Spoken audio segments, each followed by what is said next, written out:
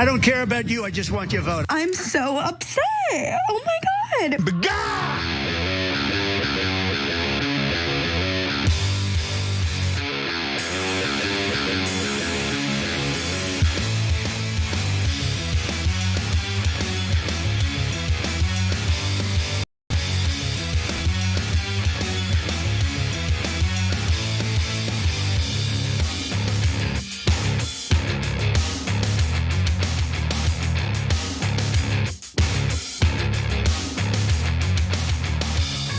All right, welcome to the Young Turks. Cenk Uygur, Anna Kasparian with you guys. Interesting show today. And interesting, a lot of things coming up. So first, of course, we've got the usual news and fascinating news stories about Jeffrey Epstein. So don't miss that one, okay? I am going to go off on Cory Booker. I am totally, utterly done with Cory Booker. So that's going to be interesting. That's later in the show. But I also want you in the bonus episode today, we're going to do Operation Joy, as we always try to do on Tuesdays. Guys, if you haven't been part of Operation Joy, you got to check it out. People are literally beginning to spread happiness throughout their country. Hell yeah. And throughout whichever country they're in, whichever community they're in, etc. So that's Operation Joy tonight. Operation Hope is tomorrow night. And it's going to be available right after the bonus episode at 8:30 p.m. Eastern. And here's why I'm previewing Operation Hope for you guys for tomorrow. I've invited right-wing populists and independents on, Brace for Impact, okay? It ought to be interesting. And I think that for the first time, we might get people together and see what happens, okay? So the way to sign up is tyt.com/hope. So that's interesting, that's tomorrow night. And then tonight, one last thing, Ben Mankiewicz and I will be doing Old School for the members. That's at 9:30 p.m. Eastern. You get it live if you're a member, and you get the video if you're a member. And we're gonna talk about something that's related to the news too. Bursting your own bubble. Okay, what is in your bubble that is wrong?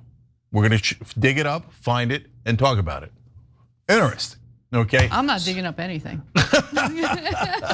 All right, so lots of content for you guys. A great time to be a member, tyt.com/join, or hit the join button below on YouTube, because we're gonna give you a lot of extra content today. All right, Anna. Well, we begin with unfortunate, disturbing news. And what's even more unfortunate about this is it's not the first time. We got to talk about yet another American citizen getting killed in the West Bank. Over the weekend, the State Department confirmed that Khamis Ayad, a Palestinian who died due to complications from smoke inhalation after trying to put out a fire started by allegedly Israeli settlers in a village in the West Bank, confirmed that he was a U.S. citizen. Is the U.S. State Department calling on Israel to investigate this death? Has this issue been raised with Israeli authorities?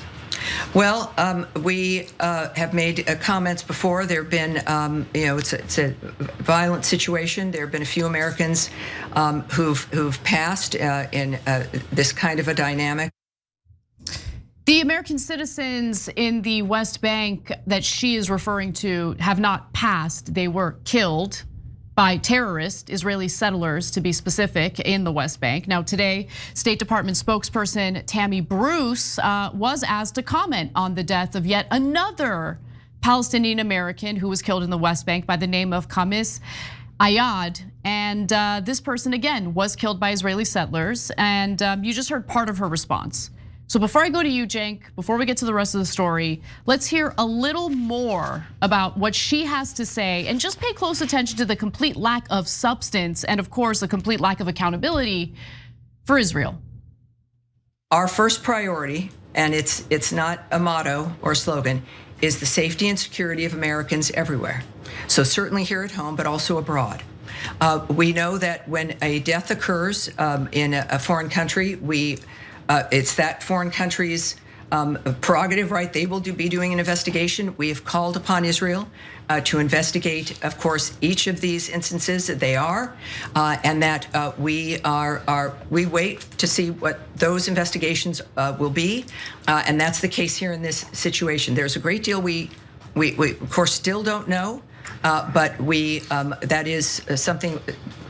To say we're following it is an understatement. We are on that and every other situation that has impacted an American citizen. wherever they may be in the world. And then once those local investigations are done and we take a look, again, this is a DHS issue, if you will, when it comes to investigations, or the FBI. But as each one of these situations move forward, I will keep everyone up to date. The investigations typically lead to absolutely no consequences for the very murderers and terrorists who target and slaughter Palestinians in the West Bank. Let's go to this graphic, which shows you that Yesh Din, an Israeli rights group that examined more than 1,700 police investigations into offenses committed by Israelis against Palestinians in the West Bank between 2005 and 2024, found that more than 93% of cases were closed with no indictment filed, and that 3% of charged cases ended in convictions. Only 3%, Cenk. Yeah. So she reminded me of Jake Sullivan there under Biden. Same kind of but we can't Israel, our beloved ally, murder anyone you like. Okay. So translation for what she just said is, yes, Israel is allowed to murder American citizens. Period. There's never been any consequences. They've done it again and again and again. We're going to show you some evidence in a second.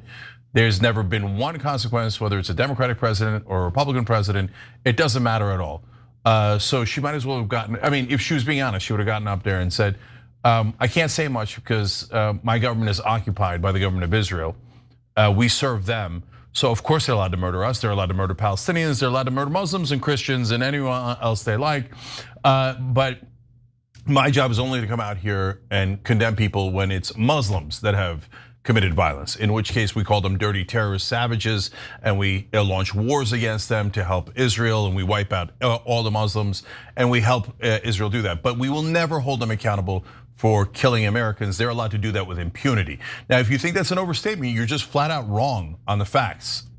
The facts are our governments have never held Israel accountable for murdering American citizens.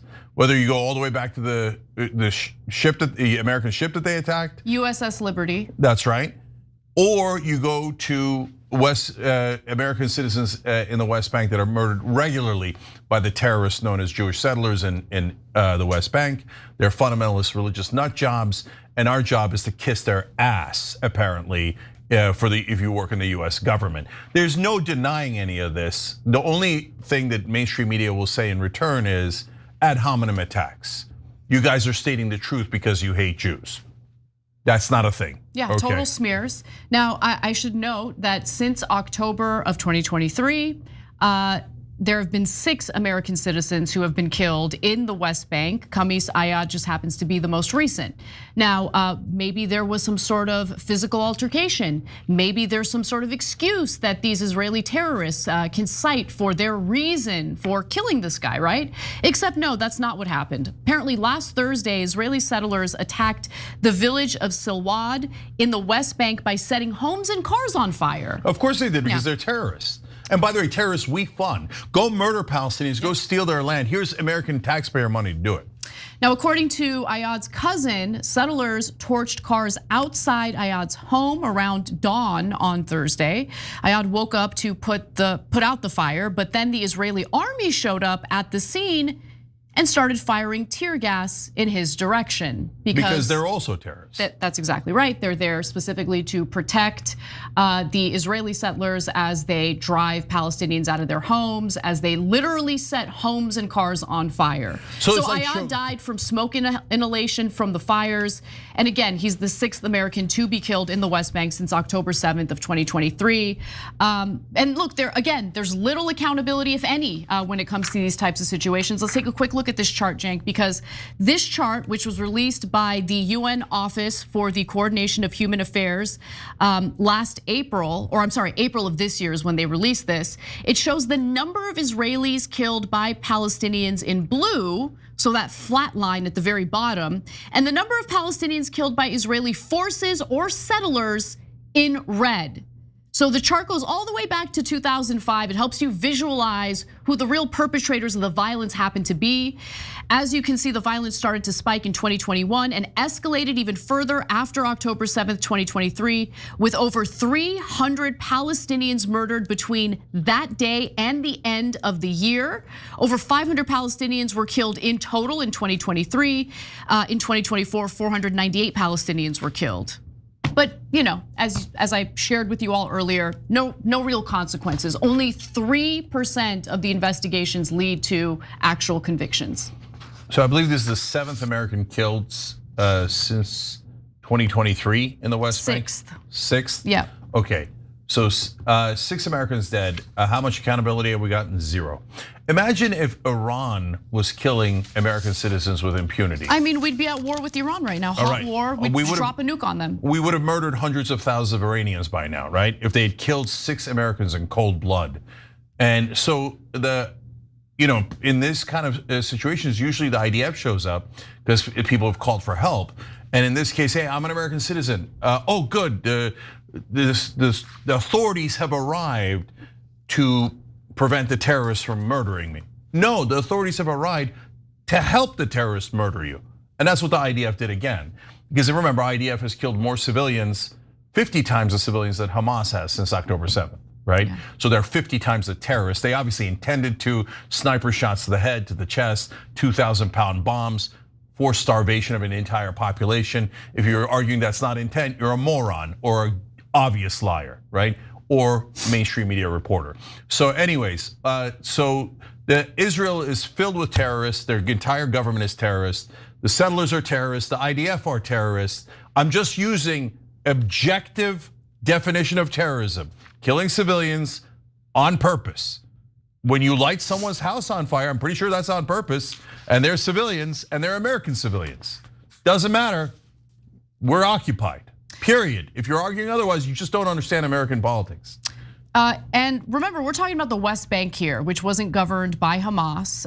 But you have American lawmakers visiting, including House Speaker Mike Johnson, and claiming that this is all about what was it again? Judea and Samaria and how it belongs to the Jewish people. So that's Mike Johnson. This is land theft. Okay, this is land theft. This is the slaughter of innocent people in an effort to steal their land. That's it, that's what this is. That's what the government has been sanctioning. That's what the government has been backing in Israel. And by the way, today, Donald Trump was asked, would you support Israel reoccupying all of Gaza? Which Netanyahu announced that he intends to do. And this is what Trump said. That's gonna be pretty much up to Israel. Yeah, because you're Israel's little dog, okay? On a leash, like a little bitch, just a mouthpiece for a foreign government, a representative for a foreign government, not the president of the United States who has interest in looking out for the American people and what's in the best interest of the American people, but nothing more than a mouthpiece and a dog for Israel. Go ahead, Cenk. Okay, so Mike Johnson's statement is basically saying, from the river to the sea. That's what Judea and Samaria means. That means Israel should wipe out the Palestinians in the West Bank and Gaza Strip and make that part of Israel. That's a map that Netanyahu showed in the UN, Greater Israel, that includes occupied territories.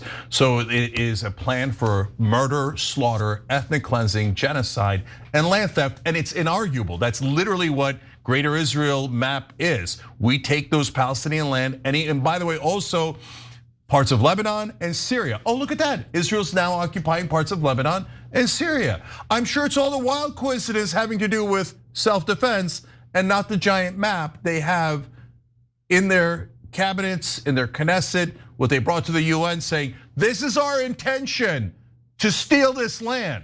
But American media and politicians are like, no, we work for Israel. So no, ignore what they're saying. And in fact, if you even repeat what Israeli officials say, you're an anti-Semite. That's all they have, that's all they have. They're a special ally, doesn't mean anything. So special allies are allowed to murder American citizens? Now back to Trump. Look, to give you guys a sense of, we're a fair show, we care about facts. So if they held anybody accountable for the murder of American citizens, we'd tell you. And we'd be like, all right, hey, look at that, I can't believe it. A Democrat or a Republican held someone accountable for murdering an American citizen. And so that would be, by the way, if it's any other country, we're going to war, right? But if it's Israel, it would be remarkable if our government held them accountable. Remarkable, it'd be near miraculous. Wait, does that make you think, wait, that's so weird. Why is that remarkable? Why is that miraculous, right? But when Trump defied Israel 3 times earlier in this administration, he cut him out of a deal with the Houthis, with Hamas wants to return 1 American hostage, and he told them to stop bombing Iran. We gave him enormous credit. We're like, oh my God, there's Trump defying an order from the Israelis. That's remarkable, and it looked like he was going in that direction. Now, Netanyahu came and visited him the last time. And I wonder what happened. I do very much wonder what happened. Then right after Netanyahu left, no, we're going back to following everything Israel says. You can murder any Americans that you like. You can take Gaza, kill them all if you need to, finish the job is what Trump said. The Epstein list will never be released. There are no clients. You'll never find out about it. And Trump is back to being Israel's, let's be kind, poodle, right? No, bitch. Okay, and that's look. I don't just randomly out of nowhere hate Trump and want to come on this show and bash him. When he does good things, he gets credit. But when he humiliates the American people and he turns his back on American citizens who have been slaughtered abroad, we're gonna call him what he is. Just as we did with Joe Biden when American citizens were killed under his watch and he didn't even release a damn statement about it. Okay, last 2 things here. If you're a Democrat ran cover for Joe Biden as he financed the slaughter of innocent civilians in Gaza, you're pathetic. If you're a Republican running for cover for Daddy Trump as he's obviously being Israel's bitch right now, you're pathetic. And you're definitely not America first, you're Israel first. To be fair to you, our entire government is Israel first. So I'm super happy to have people prove me wrong. I'm super happy to have Trump prove me wrong and say, God damn it, what do you mean you killed a 6th American just in the last 2 years? What do you mean you shot an American journalist in the neck with a sniper shot from 200 yards? Okay, that also happened before October 7th. That's it, I'm cutting your funding. Oh my God, and give him enormous credit and say, oh, I'm sorry guys. I thought we were in occupied territory. I thought our government worked for the Israeli government, but I was wrong. We held them accountable. Right. Oh my God, they're doing a genocide and we cut the funding. We held them accountable. Show me one place. I showed you the 3 times where Trump defied him and we were like, wow. And we were. This is what like, Trump did. This is what Trump did yesterday, okay? Trump had his Department of Homeland Security put out a memo indicating that any state or municipality that engages in the boycott against Israel or Israeli-based companies would be deprived of emergency funds if there's a natural disaster and they need those emergency funds. In addition to that, about 500, how much was it? 500 million would go to Israel in counterterrorism. And if you protest that, you'll also be punished. Like, what is that? By the way, DHS reversed course after there was outcry. And so, look, the only thing that could potentially get Trump to do some good things or some decent things is if there's outcry by both the left, okay? But the left's outcry has always been apparent. But more importantly, by the faction of his base that has been loud and angry about what's been going on. Okay, I have tremendous respect for those people because they do have Trump's ear. And if they're loud enough, they will get him to reverse course on some of the most unhinged, unreasonable, and unjust things that he wants to do, not just on behalf of the American government, but to the American people. Yeah, so last 2 things here. So in what that proposal was yesterday and why it caused such outrages, okay, it's one thing when they're murdering American citizens in the West Bank, right?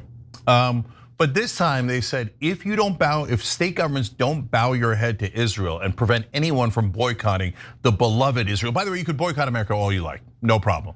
But if anyone dares boycott Israel in your state, you have to, with that said, it's over. We're not going to send you relief funds. So if your house is wiped out in a tornado and your family's hurt, we don't care.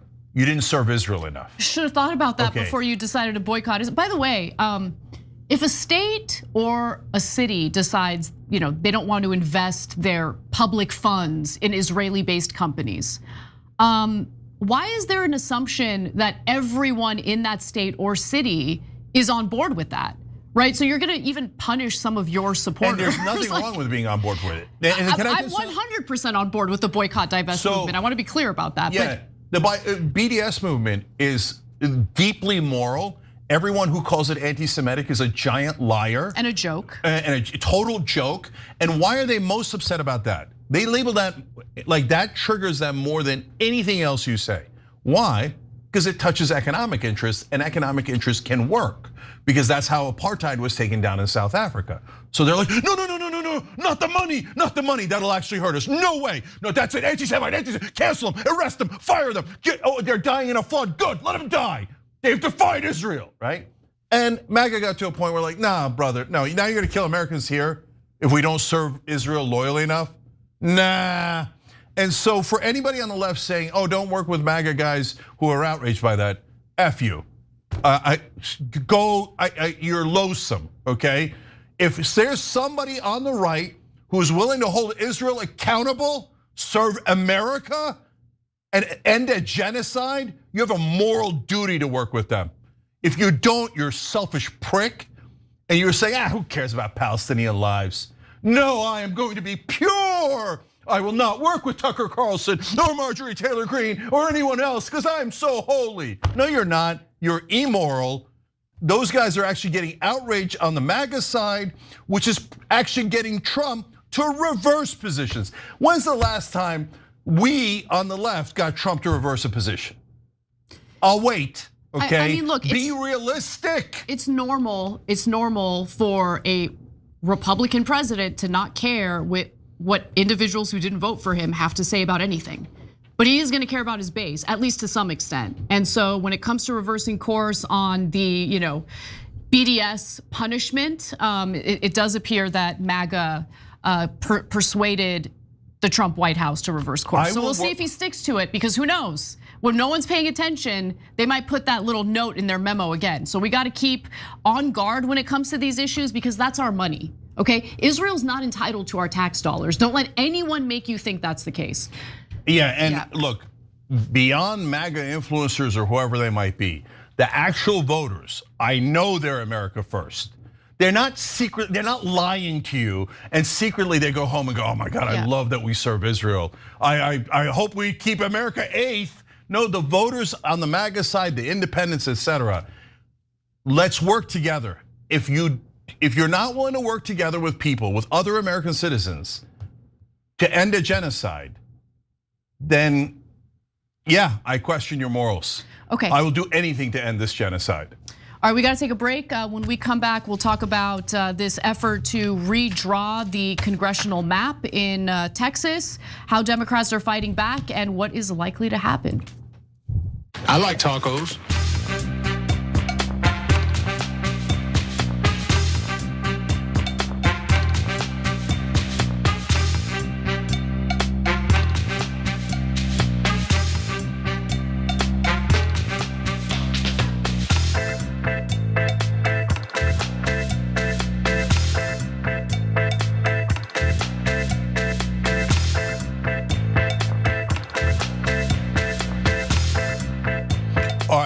Tragandana says, I love Old School with Ben. I love it when Michael's on too. So that's tonight. Check that out at 6:30 p.m. Eastern. We're gonna have a lot of fun as we always do on Old School. Members get that live, they get the video. So hit the join button below or tyt.com/join. Don't shoot on the goalkeeper says, died in this kind of dynamic. They were murdered by Israel, you psychopath. Okay, he's 100% right. Brett Michael says, Tammy Bruce is the weirdo that said that Israel's the best country in the world. I wonder if we come in second. I mean, America doesn't matter anyway. I mean, as long as we're all serving Israel. Art Guy says, I sometimes wake up dreading what's in the news today, but then TYT happens and somehow it ain't so bad. Love this community. Thank you, brother. We love you too. Canadian Moose Dragon says, hi, Cenk. I watched the Jubilee debate last night in its entirety. You were absolutely fantastic. Loved every second of it. Thanks for spreading your truth to new audiences. I appreciate it. And what I love is if you read through the comments, you'll see independents and even right-wingers going, well, he's right, okay? Well, you know why? Because what I'm saying is obvious. Obviously, the money controls the politicians. Obviously, AIPAC owns them. Obviously, Big Pharma owns them. Obviously, Big Oil owns them. If you're denying that, again, you're either totally ignorant, no problem, I get it. You are not involved in politics. You're not very bright, or you work in mainstream media. Those are your three options. So everybody else on planet Earth knows it. By the way, the first party to actually tackle corruption is going to rule for the next 20 to 40 years. Every slimy politician like Cory Booker, which we're gonna get to later in the show, and Donald Trump and everybody on the right, and Mike Johnson, Mitch McConnell, Nancy Pelosi, Joe Biden, all those slime balls come and go, oh, we're money out of politics, like, oh, I'm gonna drain the swamp, money out of politics, Citizens United is bad. They come in, they're like, give me the money, give me the money. Yeah, what do you need? What do you know? Oh, it's $35 billion to the oil companies. Big Pharma, we can't negotiate drug prices. Israel, you get everything, you're more important than us. We bow to you, we bow to you. Shut up. So of course people loathe both parties. How could they not despise both parties? So the first party that delivers, the first candidate that delivers and actually ends the corruption will be heroes beyond description. And I'm arguing the left should do it. We're the ones who've always been on this side. Get a left-wing populist and kick their ass. And yes, bully the goddamn corrupt senators, okay? So anyway, thank you for saying it was great. It's so easy to win people's votes if you're honest, right? That's what we need, an honest, strong, smart person that does real left-wing populism. Next, TYT reporter says that was the longest, most drawn-out way of saying, no, we're not gonna do a goddamn thing, referring to Terry Crews, 100%, 100%. Brett Michael wrote in again, we would never allow this garbage with any other country. It's absolutely maddening to watch this.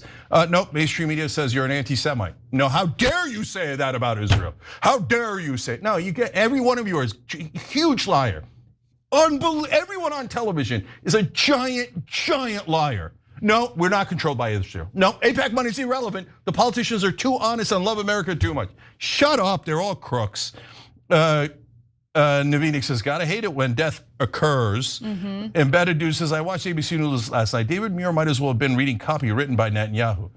That's true for all of them.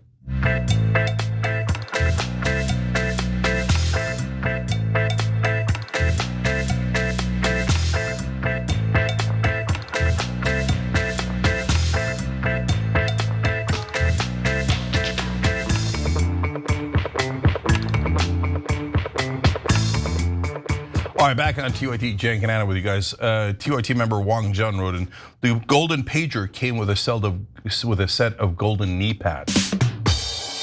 Well, I don't know if it's but it's devastating and it's true. So I hope Donald Trump is, I mean, not I hope, I know he's, and I don't hope, but anyway, he's wearing out those knee pads. It's just embarrassing, really. Like, it's embarrassing to be a so-called superpower. We have this hegemonic power in the United States, but do we? Do we really? Anyway, let's get to the next story. I have signed the civil arrest warrants. We will work with DPS to locate members. The Texas Democrats ran into the fight by coming to Illinois to stand up for the people of our state. You're running away from the fight. You're running away from your jobs by not being in Austin today. Yeah, no, abandoning your job is going to Cancun in the middle of a deadly freeze. We have an opportunity in Texas to pick up 5 seats. We have a really good governor and we have good people in Texas. And I won Texas. I got the highest vote in the history of Texas, as you probably know. And we are entitled to 5 more seats. I don't know.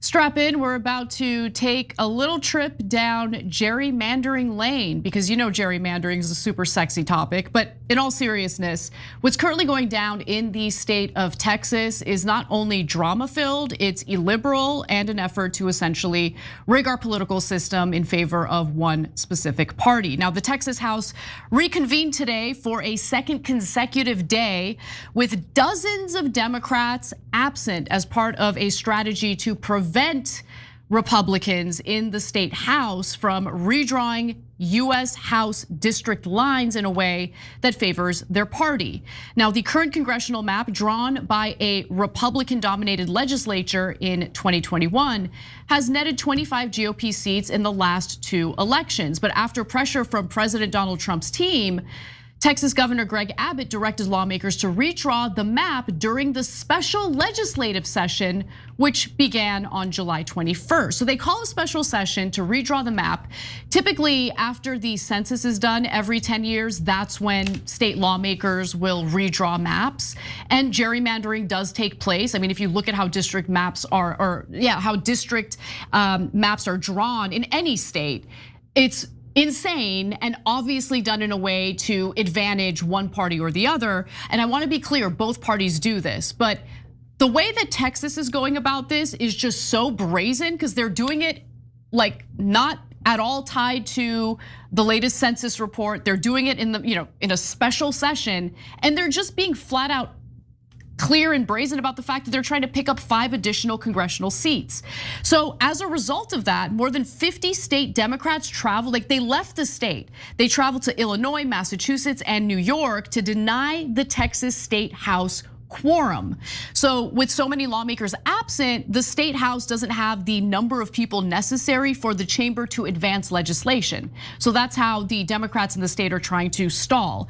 So as a result, Texas Governor Greg Abbott has decided to carry out anti-democratic and authoritarian maneuvers in response. He's threatening to have the Democrats expelled.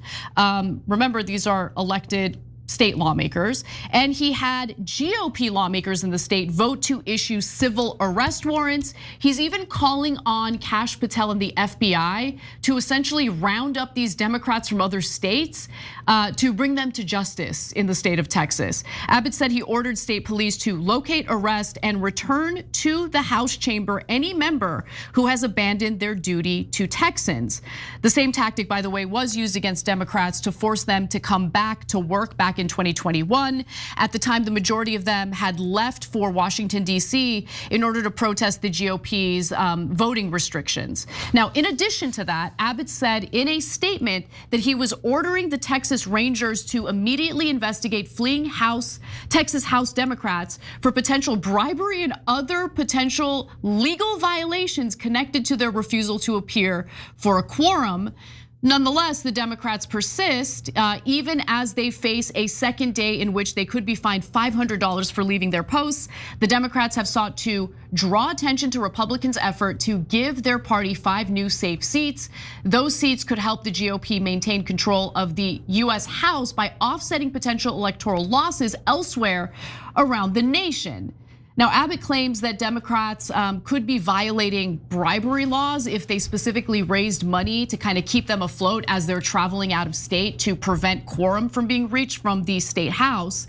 It's also, by the way, important to understand that the civil arrest warrants cannot be enforced beyond the jurisdiction of Texas authorities. So if they're in a different state, that state doesn't have the right or the jurisdiction to arrest them based on these warrants. Now, some lawmakers like State Representative Vicki Goodwin, a Democrat, said that they packed enough clothing to be out of the state for 2 weeks, and that's when the special session will end. But even if Dems run out the clock, it's important to know that Republicans can just call for another special session, and Democrats in other states are trying to fight back in some ways, although I believe the big loser, regardless of what Democrats do, will be the voters, because voters in these states will be disenfranchised. So the governors of California, Illinois, and New York have said that they are exploring their options. Take a look at what they had to say. All's fair in love and war. That's why I'm exploring with our leaders every option to redraw our state congressional lines as soon as possible. All bets are off when the cult leader and would-be dictator of the United States tells Texas to midstream change the game when they know that they're going to lose in 2026. All bets are off. Everything's got to be on the table. This is existential. This is real life. Everything's on the line here. It's not a gross exaggeration. I feel that in my bones. We're looking at 3 or 4 different pathways as it relates to the when and the how. So these Democratic, leaders, governors are essentially saying, well, if you're going to redraw your map, then we're going to redraw ours, which I'm really looking forward to, because the Democrats' stranglehold on the state of California, just wasn't strong enough. But go ahead. Yeah, no, I am looking forward to it. And so I don't know if you remember this, Anna. I suggested this a couple of years ago, and I think that there's a silver lining in this story. When I suggested it, it was considered outrageous. I said the minute the Republicans do an outrageous gerrymandering of a red state, we should do likewise in a blue state. And at the time, people were like, "Oh no, you can't, you can't, you can't." Now all of a sudden, it turns out we can. I was right all along. And why do you do that? To make California cheat in favor of Democrats? No, to get Texas to back down. Okay, so look, if you're a voter and not a politician, it doesn't matter which party you're in. You should despise gerrymandering. I do. Yeah. I definitely do. Okay, now why? Because that's basically, instead of the voters picking their politicians, it's the politicians picking their voters. Yep. So they can draw those lines knowing the demographic information in a way where almost none of the seats are competitive. Then the democracy, our democracy becomes a joke. Exactly, that's exactly right, yeah. And so what they do is they stuff, if you're in a red state, they stuff all the Democratic voters into a couple of districts, and they make the districts look like this and some crazy, there's a dragon district and et cetera, right? And so now blue states can do likewise and stuff all their Republican voters into a couple of districts and get a lot more votes. Now, is that really representative of Texas or California? No. No, the whole point of gerrymandering is to make it unrepresentative and to steal your vote away from you so that your vote is irrelevant. And so the politicians, gerrymandering is a crime against democracy. It is. Can I jump in on this, because I want people to understand where I'm coming from on this, because I find what Texas is doing illiberal, meaning against liberal democracy, okay? But also, I find it abhorrent when it happens in a blue state, because I actually think that when one party or the other has a stranglehold on the state and there's no competition from a competing party, well, corruption, man, I mean, it becomes a even bigger problem. And that's what we've been experiencing in California. I think it's important for Democrats in the state of California to feel competition from the opposing party. It keeps them in check. It keeps corruption at bay to some extent, right? Not completely. And so I'm not happy about this potentially happening in California, just as I'm unhappy about it happening in Texas. And Cenk, I think your prediction is incorrect. I don't think that Texas is gonna back down based on what these blue states are gonna do. No. So look, let's break it down one thing at a time. Okay. First, my agreement with you is power corrupts and absolute power corrupts absolutely. Bingo, yes. Okay, so when you have, even if it's your side that has absolute power, they're not gonna serve you anyway. What they're gonna do is set up fake nonprofits that siphon money away from you. They're gonna give money to real estate interests that have given them money, unions that have given them money, et cetera. There's no healthy competition for votes. So it breeds corruption, no matter which side is in absolute power. So I hate it, okay? So now, Anna, in terms of the specifics of my strategy, look, if you let Texas redistrict, and look, this whole thing gambit of like leaving Texas, and then the idiot governor and lieutenant governor, all those morons going, oh, we're gonna arrest you and we're gonna take away your job, blah, blah, blah. And they would, because they're dictatorial and authoritarian. And unfortunately, like there's a lot of right-wing voters that agree with us on a bunch of stuff, but they don't agree on that. When they're usually, if you're right-wing, keep it real. When your guys do authoritarian crap, you kind of love it, right? You're like, yes, let's take 5 more seats. And now if California was the first to propose it, right-wingers would have lost their minds. Dictatorial California, right? Okay, Texas does it, they're like, yay! And by the way, it happens on both sides. It does. How many Democrats have looked into how blue states have gerrymandered their states? Right.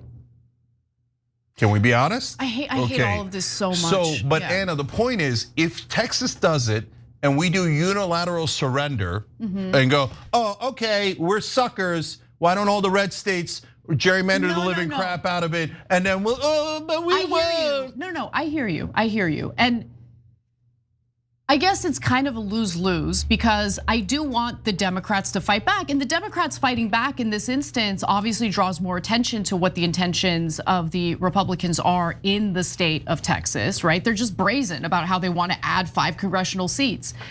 But it's a lose for us, because if the Democrats don't fight back, yes, the Republicans in Texas go unchecked. But if the Democrats fight back, I don't think Texas is gonna back down. I think this creates a new precedent for essentially redrawing district maps whenever the hell you want, like not tied to the census at all. And then on top of that, by the way, I don't want my state to be even further gerrymandered, right? But so Anna, so like I don't know what the solution is. Hold on. Yeah, you are almost certainly right. Okay, with a giant 2 caveats. Okay, give them to me. Okay, so she's right in the sense that, is Abbott gonna go, oh my God, California is considering doing it. I'm going to back down. There's no way he's going to do that. There's no way. Okay. All right. So, by the way, prediction number one, is California, Illinois, and New York actually going to gerrymander it to counter? No. I think they're just huffing and puffing. No, they'll I have no doubt that Newsom will pursue gerrymandering. Really? I think every Democratic, establishment Democrat I know is so weak. But like Newsom is setting himself up to run in 2028, and he is also setting himself up to be the leader of the opposition to Donald Trump. So that's the only reason why they might do it. So that gets to second possibility, okay? First possibility is huff, puff, did everybody stop paying attention? Let's surrender as usual, right? But Anna's right, there's a different dynamic because Pritzker and Newsom are thinking of running for governor. Pritzker too, you're right. And there's another dynamic. Before, mainstream media would be like, oh, you're a coward Democrat who did not counter? Bravo, how civil of you, right? But now, when they're going on online shows, the online hosts are putting pressure on them. So I give credit to Brian Tyler Cohen, who's been doing that when governors come on, etc. So I love giving credit to other people on the left when they're doing the right things, right? So now all of a sudden those governors feel the pressure and they're gonna run for president, Anna's right? So they might actually do it. And then every state will be gerrymandered in a despicable way and there'll be no competition for anything. And then the politicians will think, I hope they don't notice because this turned out to be great for us. Because now none of us have to compete for any of the seats. It's terrible, it really is. And regardless of how you identify, I mean, at this point, do not like either party, but regardless of how you identify, you have to acknowledge the illiberal nature of this, how much it erodes our democratic process. It's just wrong. It's wrong to disenfranchise voters like this in states where, if you're if you happen to be a conservative Republican living in the state of California, which by the way, there are many, well, your vote doesn't matter. You've been disenfranchised because of the way that these congressional maps or these district maps are drawn. And so, and then people wonder like, oh, why is it that some people are considering upending our democratic system of government and instead opting for something like a monarchy? Like it's terrifying, right? Yeah, and so Anna, that gets to the final part of it, right? So if it turns out that they both do it and now none of the seats are competitive, well, at what point are we all going to rebel, right? So, and what I mean by rebel is not some weirdo thing where we're gonna go fight them in the woods with weapons. No, okay? That would be enormously ineffective, it would be immoral, it would be wrong, and that doesn't make any sense, okay? But how do we fight back? You need to capture one of the parties.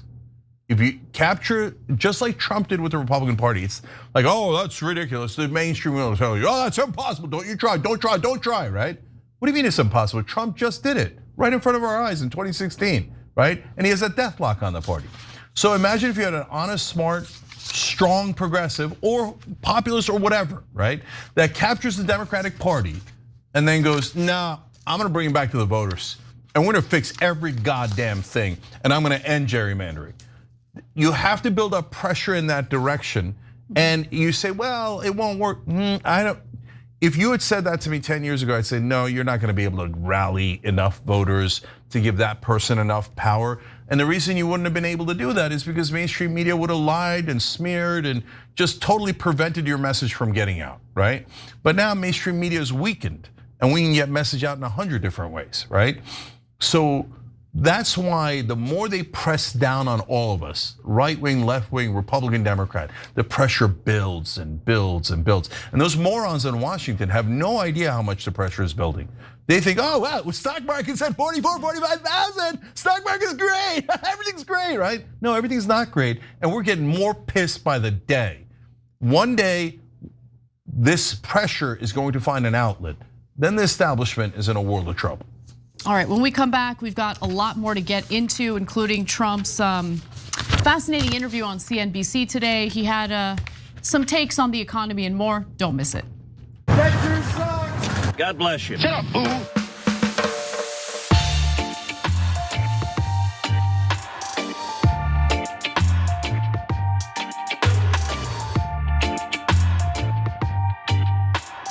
All right, back on TYT. We'll start on TYT.com again. Mongoose Dragon says, stay optimistic, Jen. Keep fighting. Thank you. Brother, it's super hard not to have me be optimistic. So don't worry, I got optimism cornered, okay, in the market on optimism. Salty Mama says, I thought you're doing Jubilee, Cenk, was a really good thing for the cause.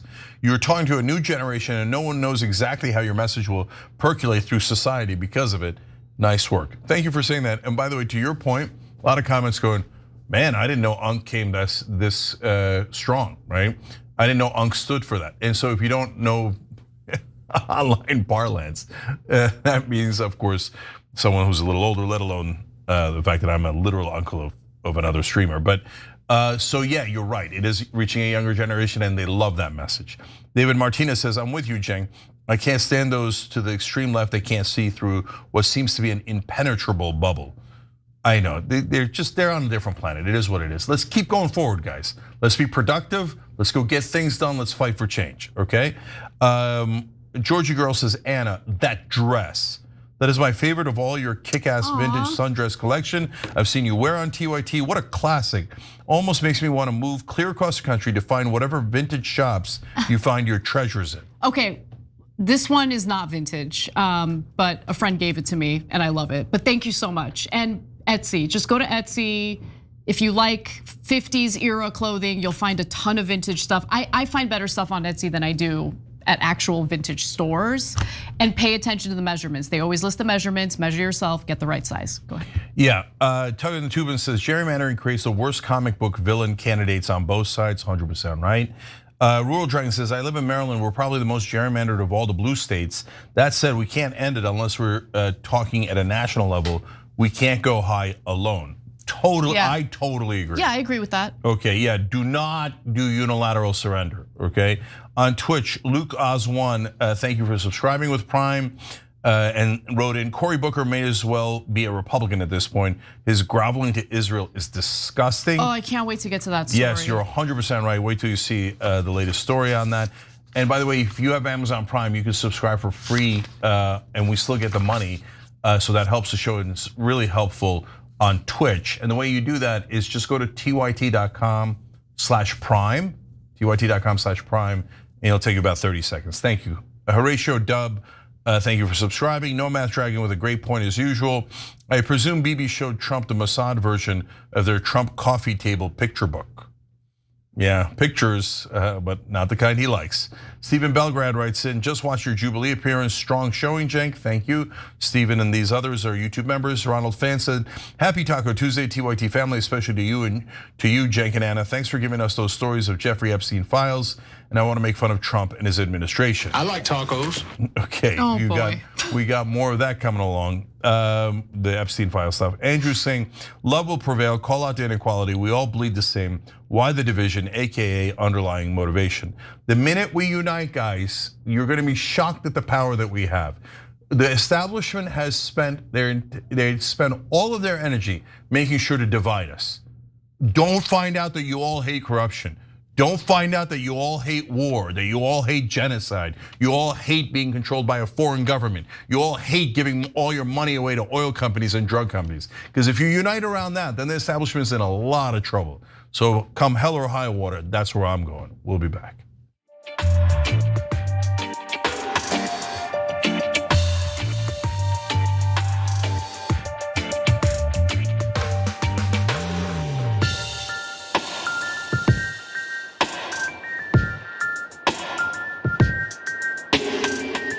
All right, back on TYT, Cenk and Anna with you guys. And Titan, thank you for gifting 5 Young Turks memberships on YouTube. You're awesome. Casper. All right, we got to talk about this interview that President Donald Trump had on CNBC today. Let's get into it. These are statistical changes based on this antiquated system, and it's just a big leap to go to rigged. And then it also, Mr. President, it makes anyone you pick is going to be, critics are going to say, hey, he's picking a guy that's going to give him or a gal that's giving him the numbers that he wants. CNBC's Joe Kernen really found himself in a difficult position today as he was interviewing Donald Trump and as he was essentially forced to do some corrections of statements that Trump was making. Now, why was that difficult for him to do? He's a huge Trump fan, huge Trump supporter. Typically, he provides cover for anything that Trump does on CNBC, but in this case, he had to correct Trump's statements in regard to the Bureau of Labor Statistics, his decision to fire the commissioner for BLS, and more.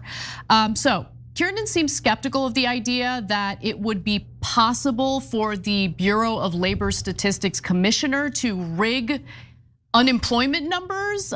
So let's hear what he had to say. Let's hear him make his case and how well Trump responded to that. Elaine Chao was on yesterday, and I know she was I think she was labor secretary for 8 years under Bush II, and she was your transportation secretary as well. And she said, the commissioner doesn't really even get involved with the actual minutia of putting all these things together, and there's no way that it could have been. That she could have chosen to rig these numbers to make them look bad. Anyone you pick is going to be, critics are going to say, hey, he's picking a guy that's going to give him or a gal that's giving him the numbers that he wants. So it undermines confidence in the system to some extent. Well, I think when somebody says the commissioner is not involved, I don't want to get into any arguments with anybody. Why should I? She's a very nice woman. Exactly. But when they say that that nobody was involved, that it wasn't political, give me a break. I mean, look, I'm not an expert on the inner workings of the Bureau of Labor Statistics, but really the BLS commissioner isn't involved in the numbers. I don't know if I buy that, to be quite frank. But also, I know that Trump fired her for political reasons because he didn't like the revisions of the jobs report from the Bureau of Labor Statistics, and he is in the wrong for doing that. I believe she needs a PhD for that position. That sounds amazing, but the point there is that that person has to have impeccable credentials, but there's a reason for that. So no, as far as all the articles I've ever read about it, she doesn't produce the numbers, but do they present the numbers to her, the statisticians, et cetera, who did it, and does she then authorize it? Yes, that's her job, and that's why she needs to be an expert in this field. It can't be just somebody off the street, because you need to understand how those numbers work. So she might not prepare them, but she has responsibility for them, okay? So look, I'm a little bit surprised that he did a fact check on Trump. Yeah, he got annoyed about it at some point, by the way. It seemed like there was a producer off camera giving him the fact checks, and he got annoyed and said, oh, I got to fact check you. I usually didn't have to do this with Biden, which I thought was interesting. You see that? Okay. But on the Bureau of Labor Statistics, that one CNBC does care about, okay? So the election, they're like, oh yeah, you stole it, or you're claiming it was stolen and you're an obvious liar. Oh, okay, I'll do a fact check, God damn it, right? Is it gonna hurt the markets? Right, No. Yeah, exactly, right? So they don't really care about it. But for Bureau of Labor Statistics, they need to be able to, the markets need to be able to rely on actual numbers. If you bring in a political figure there and they're just making up numbers to make the president look good, then the market, the markets are in the dark then, and they don't have the proper information to make investments, and they hate that, right? Yeah. So you can tell in CNBC's reaction, the political correctness is coming from Trump, not from the head of BLS. So look, Trump did keep pushing this idea that the revised jobs reports and the latest jobs report pertaining to what happened with our economy in July were essentially rigged in Biden's favor, which the data does say otherwise. We're gonna get to that in just a minute, but before we do, let's hear more from Trump, especially as he complains about how everything is unfair and rigged against him. Take a look.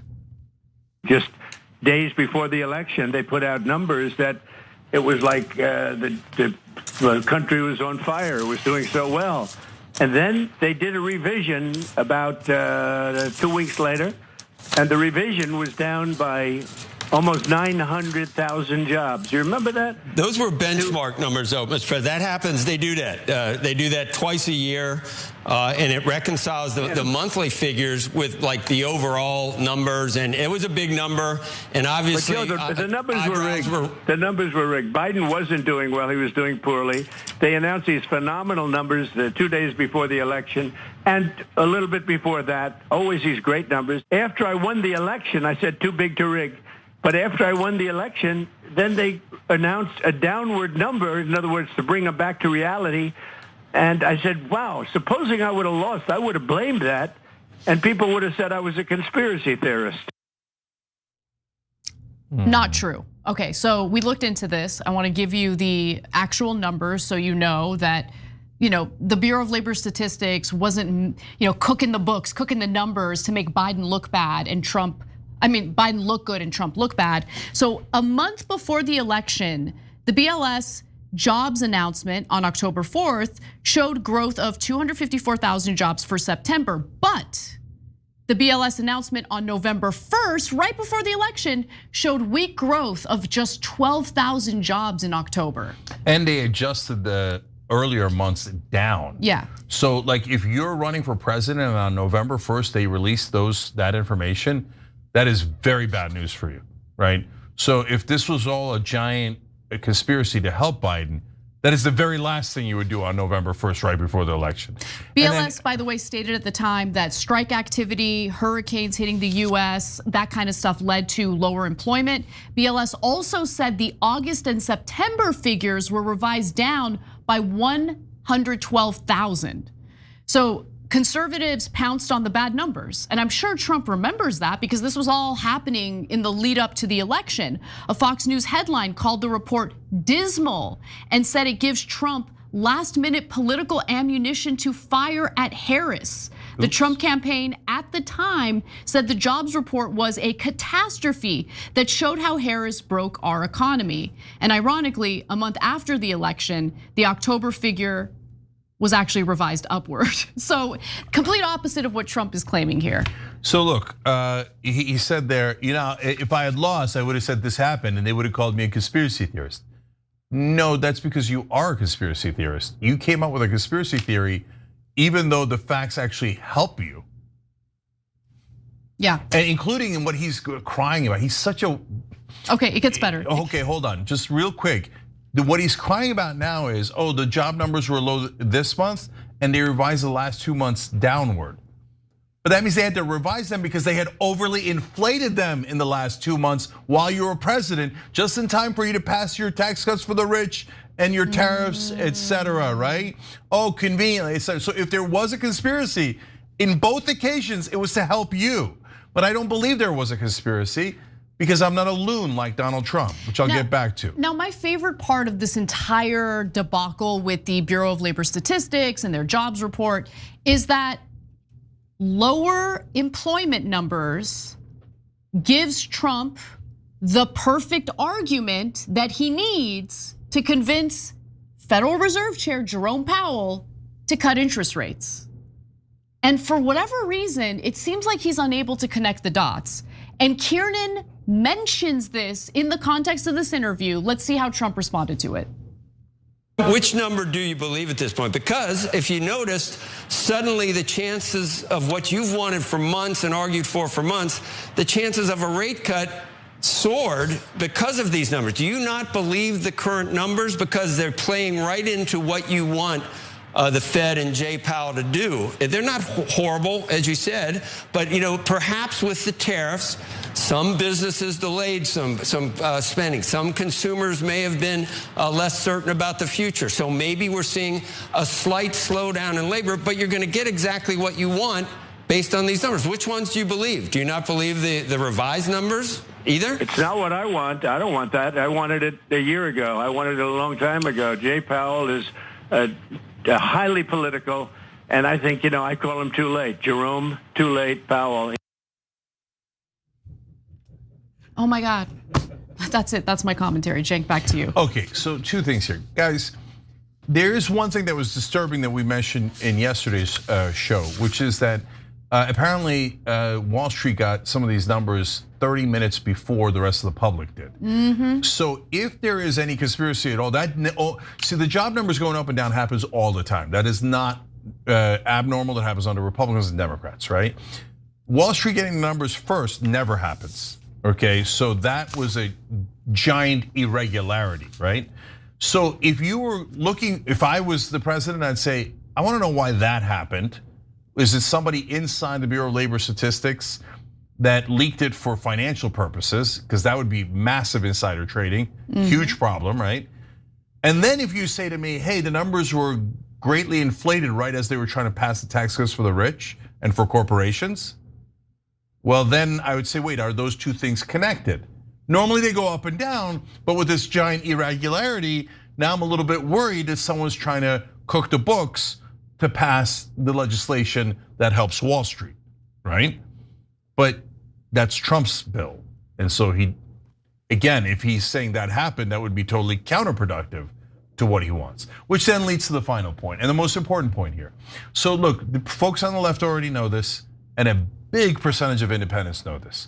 The MAGA guys or whoever, Trump voters, you're the last man standing on this, okay? Last of the Mohicans. Trump is a buffoon, okay? I know you don't believe that. I know you think he's a hero, or some of you do, and some of you are beginning to realize Epstein files, subservience to Israel, giant deficits, that maybe he's not the guy you thought he was, right? But he doesn't understand simple concepts, and he refuses to do just a tiny bit of hard work. It's not even that hard, just a tiny bit of homework to understand things. If the job numbers are low, that helps your cause in cutting interest rates, which stimulates the economy. That's what Donald Trump wants. But the job numbers come in and he goes, oh, I don't like it, it's a god. Because why? Because it affected his ego and he's a dumbass. Well, okay, I think the problem with Trump, and I see this problem play out in almost every political issue he's involved in, his paranoia of people trying to destroy him politically, like, blinds him to reality, right? No, I get it, but it just does. He thinks everyone is out to get him, but it's like, you're president, you're the president, okay? No one's out to get you. Democrats tried, they failed on multiple occasions, but at this point, you want lower interest rates. It's very obvious that now it's gonna happen in September. But like, he's not connecting the dots. No, sorry. I'm gonna revise what I said earlier. A lot of Democrats don't understand this either. And this is gonna be like, by the end of Trump's term, this is gonna be another redemption where people are gonna be like, oh, it turns out all the times I theorized about his strategy, there was no strategy. Like, when he has strategy, I tell you, like when he went to go figure out what do the voters want, credit to Cory, credit to Sue, this is back in 2015 and earlier, before he ran for president, and he tested his messages. Hey, do I go pro-immigrant, anti-immigrant, and decided on any, so that's strategy, credit where credit is due. But on stuff like this, he's dumb. He doesn't understand that the job numbers being low goes to what he wants, lower interest rates. He doesn't understand that. If you're a plumber, you might not understand that because you didn't get a degree in economics. But if you're the president and you want lower interest rates, when the bad job numbers come out, you should immediately think, ooh, silver lining. I don't love that it's bad job numbers, but that's gonna help me pressure Powell. But he doesn't understand super simple concepts like that because he's dumb and never does homework and has no strategy other than Trump, bad job numbers are low, I don't like it. Okay, Fed, job numbers are high, so the Fed's not going to lower rates. Job numbers good, Fed bad, evil. He's an idiot. He doesn't know anything.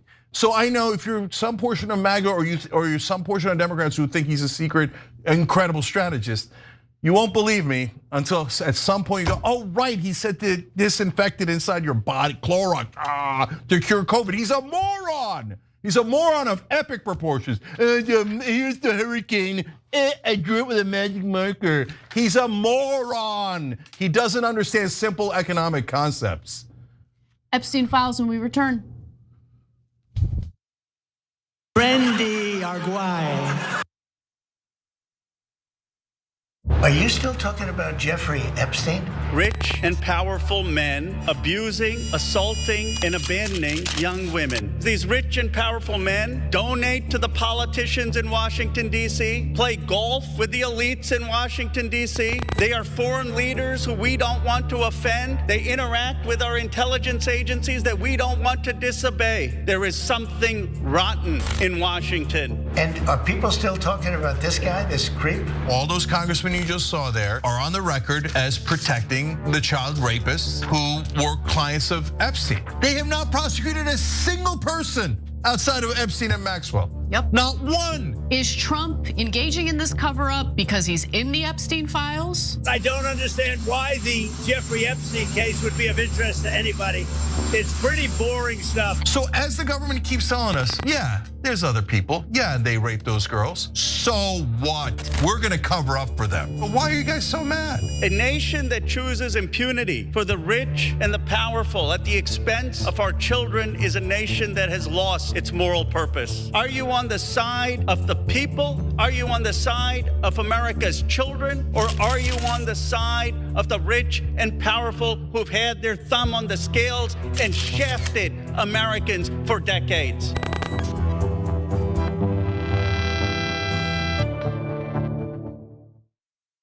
The rest of the news media says you should not fight for positive change. If you do, you're not really a reporter or a journalist, because reporters and journalists don't care what happens. I don't agree. That's not written anywhere. That's not a law.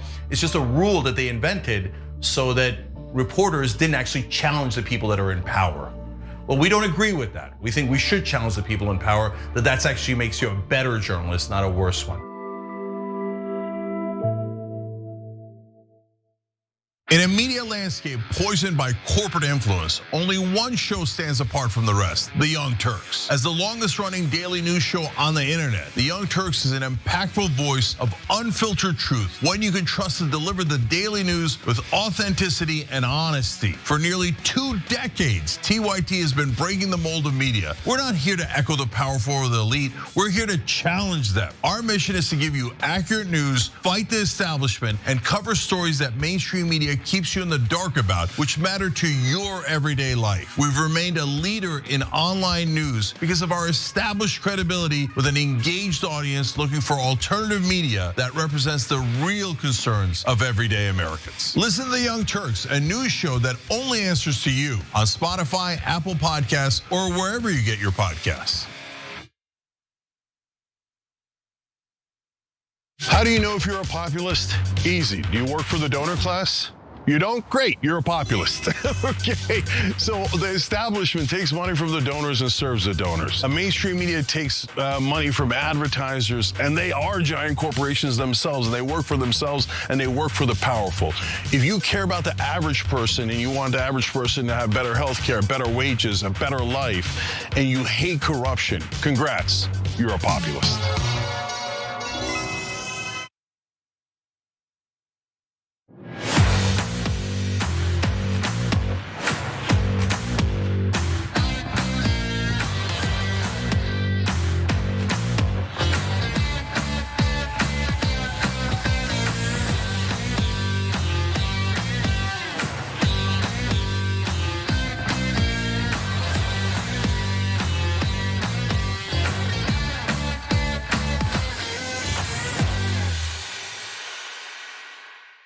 I can't wait to have your sexual anarchy in my mouth. I just love you.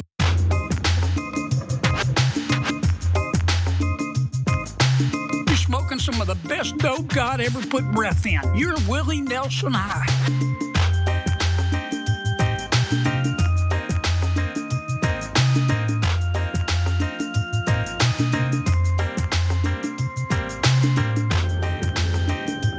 All right, back on TYT, Cenk and Anna with you guys, but also Tim McCausland and Erna Beatty.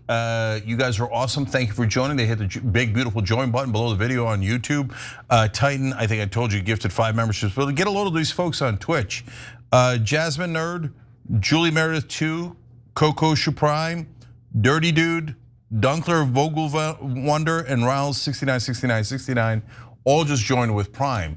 Right, if you have Amazon Prime, it's free for you guys, but we still get the money. That's why it's called Bezos Bucks. It takes about 30 seconds, tyt.com/prime. I love that you guys did that. We appreciate you guys. All right, a lot more news for you now. All right, well, there is a pretty giant piece in the New York Times today about what was found in one of Jeffrey Epstein's properties. He had many properties, but one of them is garnering a lot of attention, and I want to talk about what they found. So let's get into it. The New York Times has detailed the disturbing things found in Jeffrey Epstein's massive Manhattan home, which is described as a 7-story palatial townhouse in Manhattan. Now, the townhouse was one of 5 properties that Epstein owned, and we still don't know how the pedo college dropout became so damn wealthy. That's still a mystery. But after his release in 2009 from a Florida jail, where he served 13 months for soliciting prostitution from a teenager, the mansion served as both a personal hideaway and a salon where he could hold court with accomplished intellectuals, scientists, and financiers, according to legal records and interviews with people who frequented the home. So one of the things that was found were letters that were written to him for his birthday, his 63rd birthday to be specific. And the Trump drawing that the Wall Street Journal had written about, that was apparently part of the birthday letters that were sent to Epstein for his 50th birthday. So this is a different set of letters for a different birthday of Epstein's, his 63rd. One of the letters came from former Israeli prime minister, who seemed to be very close to Epstein, suspiciously close. Ehud Barak, former prime minister of Israel, and his wife noted the great diversity of guests in their letter to Epstein. Quote, "There is no limit to your curiosity," they wrote in their message, which was compiled with others in January of 2016. "You are like a closed book to many of them, but you know everything about everyone." Why did they write this stuff down? Isn't that amazing? I mean, this is now the 2nd or 3rd story we've covered where these powerful people are like, oh, including Donald Trump, oh, we know you like them young and you have all the secrets, just please don't tell it. Why are you writing it down? It's amazing. So Epstein preserved a map of Israel drawn on a chalkboard with Mr. Barak's signature, according to a photo reviewed by the New York Times. More on that in just a moment. Oh yeah, no, don't say it, don't say it. It's definitely not Israel. It's definitely not, I mean, he has a map of Israel in there. No, but it's not Israel, okay. I would bet money it's Israel. In their typed letter, Barak and his wife hailed Epstein as a collector of people. Ugh. Who says that? Like what does that mean exactly? But there's more. So just quickly going back to the map of Israel drawn on a chalkboard with Barak's signature, there were other things found. So in 2021, Vanity Fair had a fantastic piece detailing other things about Epstein, but more importantly, that Epstein invested $1 million in one of Barak's business ventures. Barak reportedly visited the East 66th Street condo building. Alan Dershowitz said he once arrived at Epstein's townhouse as Epstein and Barak were wrapping up lunch. On a chalkboard, Barak had drawn a map of how the West Bank should be divided. But it's definitely not Israel. It can't be Israel. The prime minister is telling Epstein how they're going to divide the West Bank because, but unrelated to that, he says, way to go, you have secrets of everyone wrapped up. Yeah, it was a blackmail operation, if you ask me. That's my personal opinion. And there's just more and more circumstantial evidence that bolsters that opinion.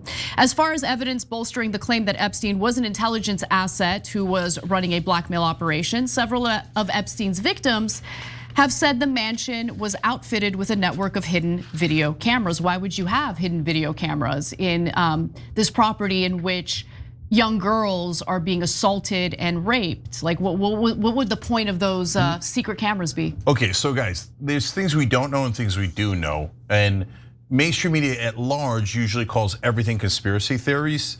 So, but then sometimes they do good work and we find out interesting stories from them, okay? So credit where credit's. Okay, so we don't know who the blackmail was for. So it could be CIA, it could be Mossad, it could be just, it could be both. It could just be Epstein. It could just be Epstein and Maxwell, right? All those are possible. What we do know, if you're a sentient human being, is that there was a blackmail operation. Because think about it, you're gonna record people getting illegal sex with underage girls. Why would you do that? Because that would be evidence against you as well, right? Because you're running the operation. Who records like hundreds of hours of evidence against themselves? The only reason you do that is to be able to say to those guys, I have you on tape, now you gotta do what I tell you. Anyone who says otherwise is either really super dense, like wear helmet indoors kind of dense, or is purposely lying to you and saying, oh no, don't look, we don't know if it's a blackmail. It's definitely a blackmail operation. So there were other birthday letters for Epstein's 63rd birthday. So the director Woody Allen described how the dinners reminded him of Dracula's castle, where Lugosi has 3 young female vampires who service the place. They're just saying it. Bro. They're saying it over and over again. A vampire that sucks the life out of people and likes young girls around them. They all knew, and the government is still claiming there were no clients. But here's my favorite part of all of this, because Epstein's gone. You might believe that he took his own life. You might think that he was murdered. But there are people who are living today who had close contact with him, including Steve Bannon, who has said that he videotaped hours of interviews in the mansion with Epstein in 2019. Framed photos of Bannon, including a mirror selfie snapped by Epstein, were kept in at least 2 rooms in the mansion. So Bannon has said on the record that he thinks the Epstein files should be released. And Bannon, if you genuinely think that, how about you release your files? Yeah, wait a minute. Why don't we have Bannon's tapes? Interviews? What happened? No, that's insanity. Why don't we have Bannon's tapes? Mr. I'm gonna take down the establishment. I'm a populist. Oh yeah. Well, by the way, we should have an authoritarian leader. Wait, what? Okay. Oh, democracy is not that big a deal. Okay, let's just. Hey, brother. Yeah. All your BS about populism. Where's the goddamn tapes? Yeah, let's see. Where's the goddamn tapes? Why don't you show them what's in the tapes that you don't want to? Okay, guys, think about it. Even if you're hardcore MAGA and you love Bannon and Trump, okay? If he has interesting information on the tapes, why wouldn't Bannon release them? That's exactly right. Okay, the only reason, even if it was mildly interesting, he does a show, he wants more people to watch, he wants more attention. Even if it's like relatively dull, you would release them, right? Oh, I have Epstein tapes, everybody would come watch. Literally the entire internet would come watch, right? The only reason not to release them is if it has incriminating evidence against Steve Bannon or his allies. Donald Trump. Why were there photos of Bannon in not 1, but 2 separate rooms in this property? Why? Anyway, all right, well that's, those are the birthday letters, those are the various, public figures who are kind of implicated in what was found in this property. But there was also creepy stuff found on the property as well. Dozens of framed prosthetic eyeballs lined the entryway. A sculpture of a woman wearing a bridal gown and clutching a rope was suspended in a central atrium. Now the photo, we can't use the photo, we don't have permission to do so, but if you go to the New York Times piece, they have the photos available for you to look at. We'll include a link in the description box for anyone who's interested. Now in the office, according to photos reviewed by the Times, Epstein showcased a green first edition of Lolita, the 1955 novel in which an intellectual develops a sexual obsession with a 12-year-old girl and repeatedly rapes her. By the way, all of these, let me just ask you something. All of these powerful people are hobnobbing with Jeffrey Epstein, scientists, financiers, all these people, and they see all of this like disturbing stuff in this property.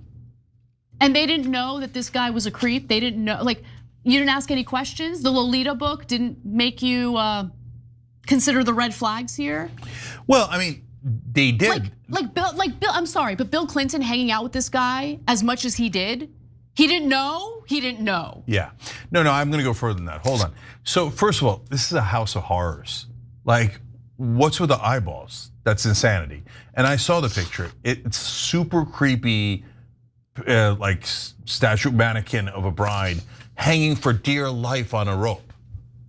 in the central atrium, you walk into the house, and the creepiest thing you've ever seen is in the middle of a young girl in despair.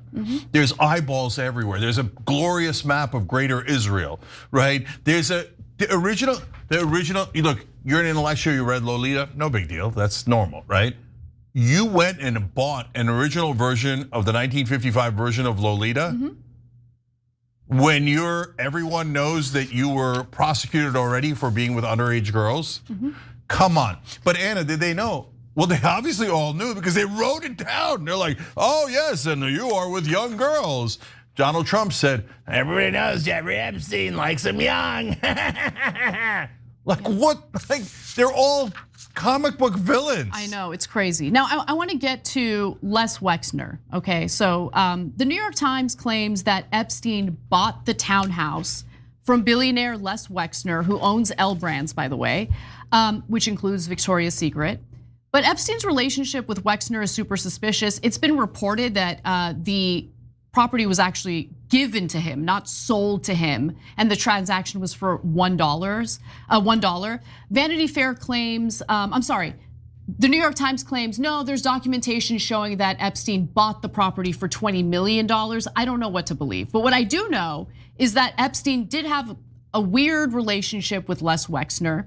Wexner met Epstein sometime around 1986 after they were introduced by Wexner's insurance mogul friend, guy by the name of Robert Meister, whose firm handled insurance for the Limited. And then after Epstein died, Wexner seemed to claim that Epstein had stolen money from him, but never reported it to the FBI, which was strange. And Wexner even gave Epstein his mother Bella's seat on the board of the Wexner Foundation, and in fact, gave Epstein complete control of his estate, power of attorney in general, not like limited power of attorney or power of attorney over some of Wexner's finances. No, complete power of attorney. That is insane. No one does that. Billionaires don't do that. No one does that. Now, it gets worse. So, former security chief for the Limited, Jerry Merritt, recalled once asking Wexner why Epstein was so well compensated. Les just said, because I got more money than I can ever spend, said Merritt. Les gave him free reign over his checkbook. In 2019, the Wall Street Journal reported Epstein earned $200 million from Wexner. Merritt puts the number at 400 million, okay? So, and for those really hoping that Epstein wasn't tied to Mossad in any way, shape, or form, you gotta admit that the guy did have some pretty close ties to a lot of Zionists. So for instance, in 1991, Wexner co-founded a philanthropic organization of Jewish billionaires known as the Mega Group, which uses some of its vast resources to shape Middle East policy. In 2003, Wexner's foundation commissioned GOP messaging guru Frank Luntz to advertise American Jewish leaders, or advise American Jewish leaders on how to rally support for Israel. For a solid year, you should be invoking the name of Saddam Hussein and how Israel was always behind American efforts to rid the world of this ruthless dictator and liberate their people, Luntz's recommendation stated. So, if you would like to start a war for Israel, what you should do is overwhelming propaganda starting in 2021 all the way to when we invade in 2023, and have all of your dogs in government and media say Saddam Hussein, Saddam Hussein, Saddam Hussein. And even though Saddam Hussein had nothing to do with 9/11, and they know that, Saddam Hussein was against Al-Qaeda and would murder Al-Qaeda inside his country, okay? So, but at the time, the Israeli government said Iraq was their #1 enemy. Who do they say is their #1 enemy now? Iran. Oh, we just bought Iran. Interesting. So guys, there's only 2 possibilities on Wexner. There's not a third. So one is Epstein had something on him and went to Wexner and said, you have infinite money. You're gonna give me half of it. And Wexner was like, no way, or 2/3 of whatever, no way. He's like, all right, or you're gonna spend the rest of your life in prison. Which one do you want? All that money's gonna go to waste. You're gonna go to prison, you're gonna be humiliated, etc. So give me everything I want. That is possibility #1. Which, by the way, then actually is, to some degree, if that's true, that means that maybe it's not necessarily an intelligence agency. Maybe he just got the money from Wexner, right? By blackmailing him personally. That's possible, it's definitely possible, right? So possibility #2 is this is how Mossad funneled money to Epstein by getting super friendly, pro-Israel, AIPAC supporting Americans to go, oh, I need Epstein to run my money. Oh, look, he took all hundreds of millions of dollars.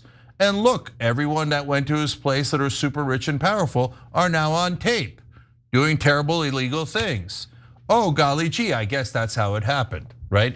And I don't know which one is true, but I can't even conceive of a third option. The Wexner explanation. I really like the guy. Yeah, seriously. At one point, Wexner was the 6th richest man in the world. People don't get to be the richest man in the world or anywhere near that list by going, oh, I will give you my checkbook. You do whatever you like with it. Said almost no rich person ever, okay, in a situation like that. And remember, Epstein's a college dropout. He has no expertise at all. And in fact, the Vanity Fair piece was really good. And if you read the whole thing, you'll see the first set of finance people to deal with Epstein, they're like, who is this clown?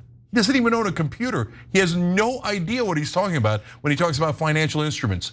Totally ignorant. Yeah, and he would go out of his way to make it impossible for like rich people that he had no interest in to like invest their money with him or work with him. So he would claim, like he turned down people who wanted him to manage hundreds of millions of their dollars, right? And he would argue, no, I only take clients worth $1 billion or more.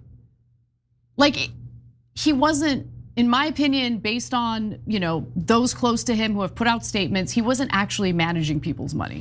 Yeah, if you only told me the Wexner part of this story, yeah.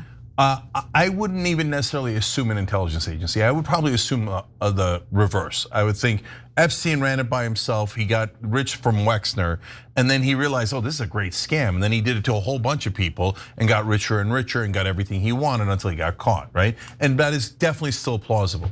The part where it gets weird, guys, is when the American government goes, no, there were no clients. Yeah. Wait, that doesn't make any sense, right? Yeah. And under both Democrats and Republicans, they're like, we're not releasing the Epstein files, and we're not telling you about any of the clients. And then he's got a map of Israel sitting there, and then Ghislaine Maxwell's dad was one of the biggest Israeli spies of all time, stole US nuclear secrets and gave it to Israel, and that's why they have the nuke, right? And the prime minister of Israel goes 30 times, and anyone who talks about it, oh, no, you're not allowed to talk about it. Like their reaction to the story leads me to believe that it's an intelligence agency. But the Wexner one could go either way, the evidence from that. We might not ever find out, so it is what it is. We got to take a break. When we come back, the House Oversight Committee is subpoenaing certain individuals to essentially testify in regard to the Epstein files. So we'll tell you the details on that and more. And then later in the show, we'll talk about how sad and pathetic Senator Cory Booker really is. Lolita. They knew, and they let it happen.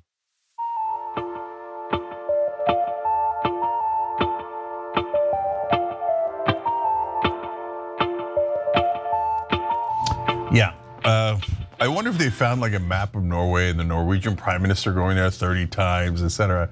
That everyone would say you're not allowed to talk about that. Anyway, Wang John says Trump. By the way, this reason I'm reading this first is because the helmet thing I got from Wang John. Okay, he wrote in Trump, the first American president who should be legally required to wear a helmet indoors. And so you implanted that in my head. Okay, you did Inception. So I said it in the last story. Anyway, you know what? I think I might have given you one before, but since you did such a great job of Inception, $100 Blue Apron gift card. Okay, rewards at tyt.com. Okay, Art Guy writes in, it makes me look bad is the single guiding concept rattling around in Trump's empty skull. Totally, Art Guy, totally, okay. I can't believe I didn't figure this out. I've always been so creeped out and confused with the eyeballs. Why the eyeballs? Lendon 444 also gets a $100 Blue Apron gift card. Get it at rewards@tyt.com. Before he says the real answer, Edwin, what's your guess? They're cameras. Okay, they're cameras. I don't know if they're cameras specifically, but they wrote in, Cenk, pretty sure the eyeballs are a symbol for you are being watched. Oh, see there, I don't think the cameras are inside the eyeballs. I think Lendon's right? What a cool guy to hang out with. Yeah, you're being watched. We're all raping underage girls who are hanging on for dear life. Like, And you're all gonna write down for me how you know I like underage girls, and so do you. By the way, I mean, don't worry though, the American government's gonna say we didn't do anything wrong and you guys don't exist. The fact that Ghislaine Maxwell was soliciting birthday letters from powerful people, I mean, you put it in writing, isn't that more blackmailable evidence?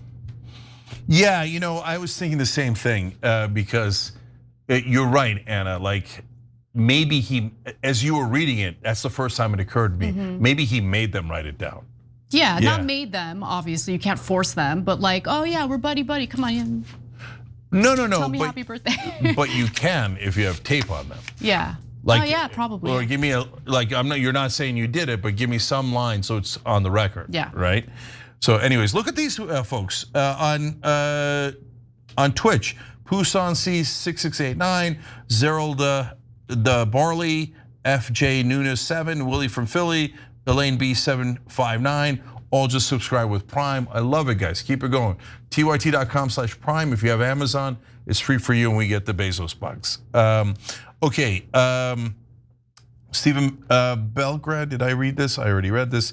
I'm going to super chat. Titan writes in, thank you, Jenka and the TYT team for your honest coverage. I watched your full Jubilee and still hate the formula, but you were solid. People are already changing their stance positively. Waking people up is what matters. Yeah. Thank you, Titan, appreciate it. Anthony McClendon writes in, my conservative brother-in-law is now a frequent TYT viewer. He loves the populist plank, applauds your Jubilee debris. His only frustration was that so many on the left and right can't seem to break out of their bubble. Well, yeah, Tony, tell your brother we totally agree, or he might be watching now. Yeah, that we got to burst everybody's bubbles, not just one side, okay? Sean Kelly writes in, if the Dems want to eliminate gerrymandering, they must first do it more and better than the GOP, who are already treating redistricting as a war, while many of the Dems aren't. Then the GOP will flip-flop and vote to end it. Yes, if they lose more seats, then the Republicans will take action. They knew, and they let it happen. Lolita.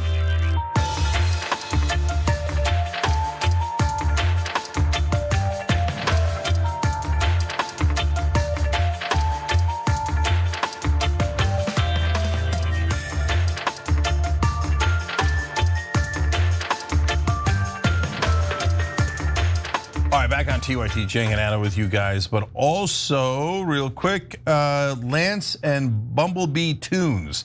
That's fun. They hit the join button below the video, which is also fun. I'm gonna read just one here because it's such a good point. Tony Squires wrote in on Super Chat, eyeballs, Lolita, woman in distress, map of greater Israel, literally context clues.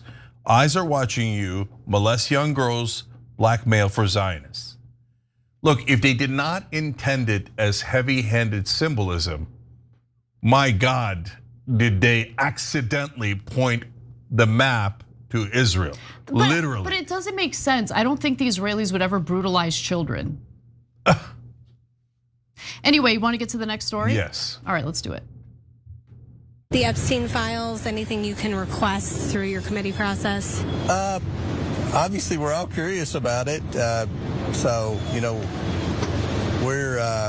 I think there's a lot of discussion taking place as to what can be done, and hopefully something will be decided very soon. I've had a lot of discussions with members of my committee. The majority of the members of my committee have a lot of questions. There are a lot of discussions being taken place as to what legal options there are.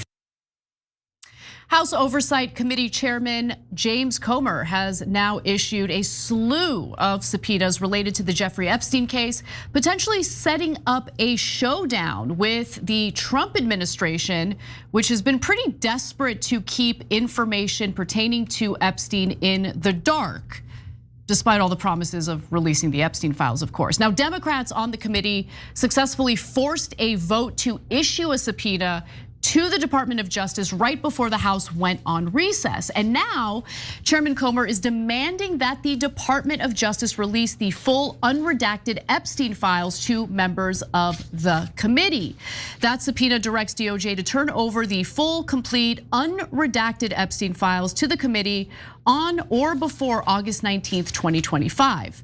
Now, he wrote in the subpoena letter to Attorney General Pam Bondi, while the department undertakes efforts to uncover uncover and publicly disclose additional information related to Mr. Epstein and Ms. Maxwell's cases, it is imperative that Congress conduct oversight of the federal government's enforcement of sex trafficking laws generally and specifically its handling of the investigation and prosecution of Mr. Epstein and Ms. Maxwell.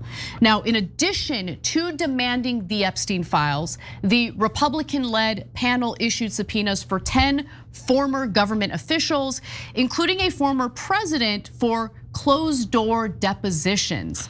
And that includes former Secretary of State and First Lady Hillary Clinton, former President Bill Clinton, Biden's Attorney General Merrick Garland, former FBI Director James Comey, Trump's former AG William Barr, which I think is very relevant when it comes to this deposition. I'll explain why in a minute.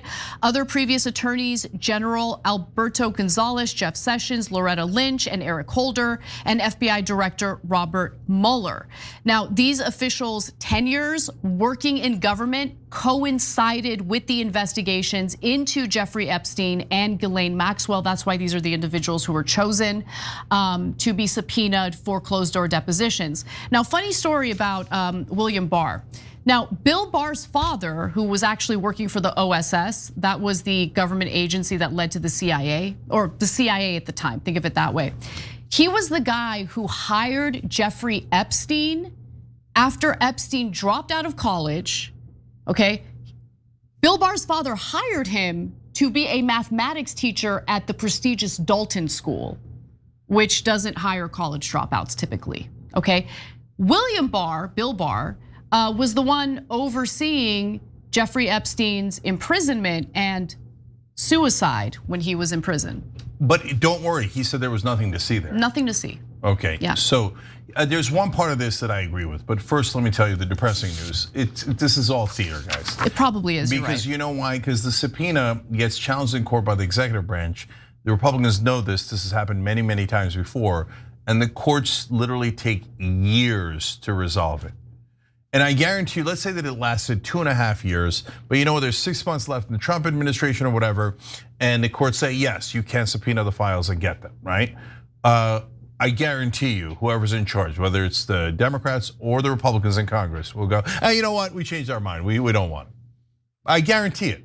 There's no way they're gonna. In fact, even if they were gonna do it, they'd get called into the White House and they'd come back and they'd tell you, we've talked to the president, and because of national security interests, we've decided we're not going to release him. The reason why they haven't used national security as an excuse yet is because it would make people go, wait, what do you mean national security? I thought he was a lone perv by himself and had nothing to do with the government, right? But the minute they need it, they'll say national security, okay? So second thing is, this is a political hatchet job. So why? You're gonna call in the Clintons? Well, Bill Clinton makes sense. You know, he went to the island and whatever, right? Or hung out with Epstein a lot. But you're gonna invite Bill Clinton, but not Donald Trump. We all know Donald Trump's all over the Epstein files. Doesn't mean he did it, but I mean, Donald Trump was much better friends with Epstein than Bill Clinton was. So this is partisan. I know. Well, okay, so I thought about that, and the real question is Congress, or is this committee in particular, able to subpoena a sitting president? They could at least try. Right, okay, good point, yeah. Yeah, and look, other than the attorney generals, there's no potential clients who are Republicans who are invited. There's plenty of donors who are, et cetera, that we know of that at least had contact with Epstein. Okay, but the part that I like is I want all those attorney generals testifying. Yeah. And I don't care if they're Democrat, Republican, whatever, because remember, as much as we're all right to rag on Trump to the nth degree, he was great friends with Epstein. He made a giant deal about releasing the Epstein files, and all of his allies did. And now he's not really a giant hypocrite, et cetera. All correct. At the same time, why didn't any Democratic president ever release the files? Why didn't they ever release the tapes? And much more importantly, why didn't they ever prosecute any of the clients? So I would like to have Eric Holder answer that. I would like to see Merrick Garland answer that. Merrick Garland, you were just Attorney General. What are you talking about? Yeah. Why didn't you do it? Why didn't you prosecute anyone? Why didn't you even try? And of course, also Bill Barr, Jeff Sessions, and all the rest of them. So the cover letter Comer sent to Clinton calls for him to sit for a deposition on October 14th. Which is right around the corner when you think about it, in order to answer questions about his relationship with Epstein. Comer also wrote, by your own admission, you flew on Jeffrey Epstein's private plane 4 separate times in 2002 and 2003. You were also allegedly close to Miss Ghislaine Maxwell, an Epstein co-conspirator, and attended an intimate dinner with her in 2014, 3 years after public reports about her involvement in Mr. Epstein's abuse of minors. By the way, like, what about Dershowitz, right? Dershowitz wrote a birthday letter to Epstein in 2016 for his 63rd birthday. Like, I think Dershowitz might have some interesting things to say in a sworn deposition under oath. But anyway, so that's what we have for now. We'll see what happens. I think Cenk is largely right. I think this is political theater, and I think the executive branch is gonna do what it has been doing, which is essentially serving as an obstacle to the release of the Epstein files, despite what, all the Trump orbiters who are now in his administration were saying in the lead up to the 2024 election. Last couple points here. So he's like, oh, well, Clinton, you were at an intimate dinner with Ghislaine Maxwell. There's like dozens of pictures of Donald Trump and Ghislaine Maxwell and Jeffrey Epstein together. Donald Trump wished Ghislaine Maxwell well 2 different times after she was arrested as one of the biggest child rapists in the country's history, right? And now moved her to a minimum security prison for apparently no reason, as a giant favor to Ghislaine Maxwell. So if you're gonna call in Clinton, call in Trump, but you won't because you're partisans. And finally, look, people make a big deal about the getting on the Lolita Express, that's the plane. But rich people allow each other to use their planes from time to time. But the people who went to the island, there's no reason to go to that island other than everybody knew that's where you partied, right? So at a bare minimum, they knew they were going to have sex with prostitutes. At a bare minimum, everyone who went to the island. Did they all know that they were underage? I don't know, but everyone who went on the island should be testifying. Don't tell me you were innocent and had nothing to do with it, and that you're not, and we're not allowed to ask you questions about it. That's insane. All right, we're gonna talk about Cory Booker and how terrible he is when we come back from the break. Don't miss it. And Tua Tagovailoa, Shohei Ohtani.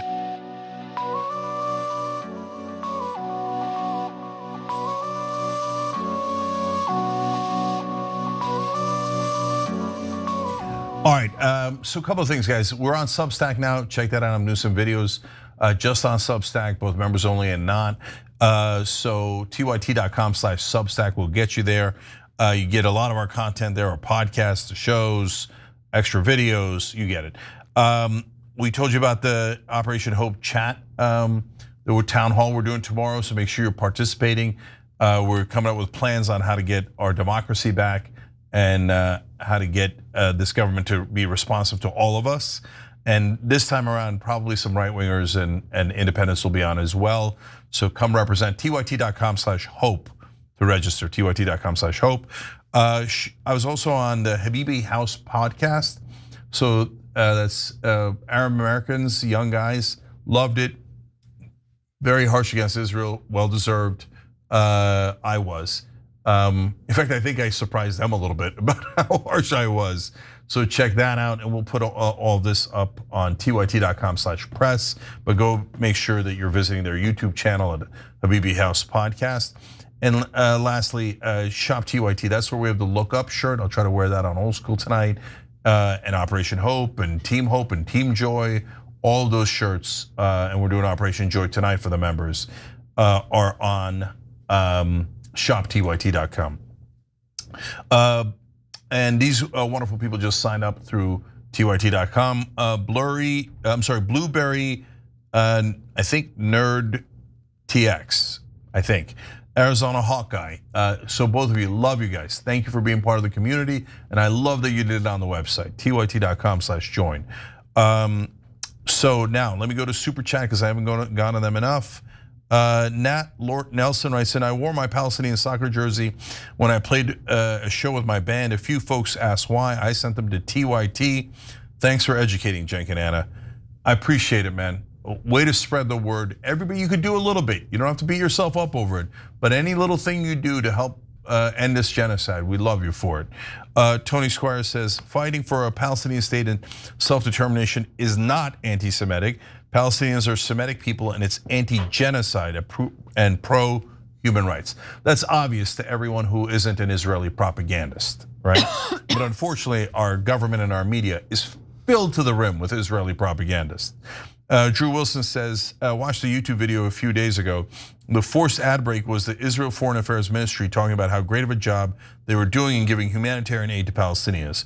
We're completely bought. Wow. Yeah, well, they're doing ads, and so they run ads on how great and wonderful and moral the Israelis are, okay? They're allowed to buy ads, but if you still believe that this current government of Israel is a moral government, man, you are the blindest person on the planet, okay? I mean, you want to talk about you can shoot someone on Fifth Avenue and get away with it?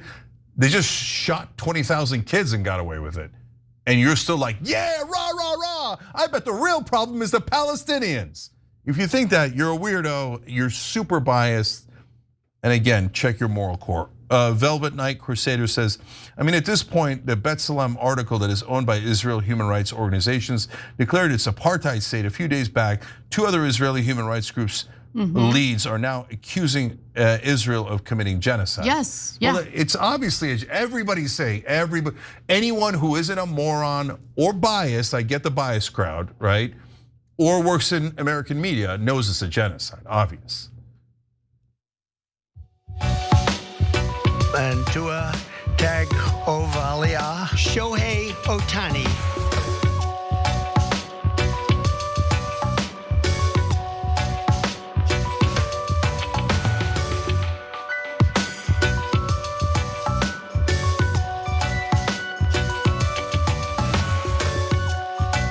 All right, back on TYT, Cenk and Anna with you guys, more news. All right, we got to talk about Cory Booker. He's one of many Democrats who seem to have issues with endorsing Democratic candidates. A specific kind, though. Let's watch. Mamdani, are you going to support him? I have learned a long time ago. Let New York politics be New York politics. We got enough challenges in Jersey. You are the United States Senator representing the state of New Jersey, which, I don't know, is that super far away from New York City, Cenk? Yeah, no, it's not. And that, by the way, that's why I didn't endorse Bernie Sanders, because Vermont is too far from California. So I was like, I'm frozen. I don't know what to do. What a coward! What a complete and utter coward. So New Jersey. Hold on. Before we get into all the horrible things about Cory Booker, and you really should watch this. We are asking on TYT.com. Do you believe Cory Booker's stated reasons for not endorsing Zohran Mamdani? Yes or no? So do you believe him that because New York is 10 miles away, he can't possibly endorse? So I'll come back to that issue as well, but let's get going. So this places Cory Booker in the same league as other corporate Democrats like Senator John Fetterman, Senator Chuck Schumer, and House Minority Leader Hakeem Jeffries, who are too cowardly to either endorse Mamdani or just tell us what you actually think, right? They won't do that. They won't tell you the truth. So before Cenk and I hash out and debate why we think Booker is holding out an endorsement, let's watch Booker's full exchange with CNN, and then we'll get into it. Let's watch.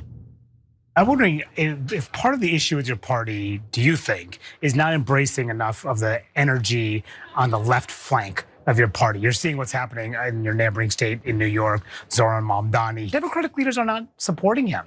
Is that a problem? Do you support him? So you and I are going to have this conversation. And I'm going to say to you one day, I told you so.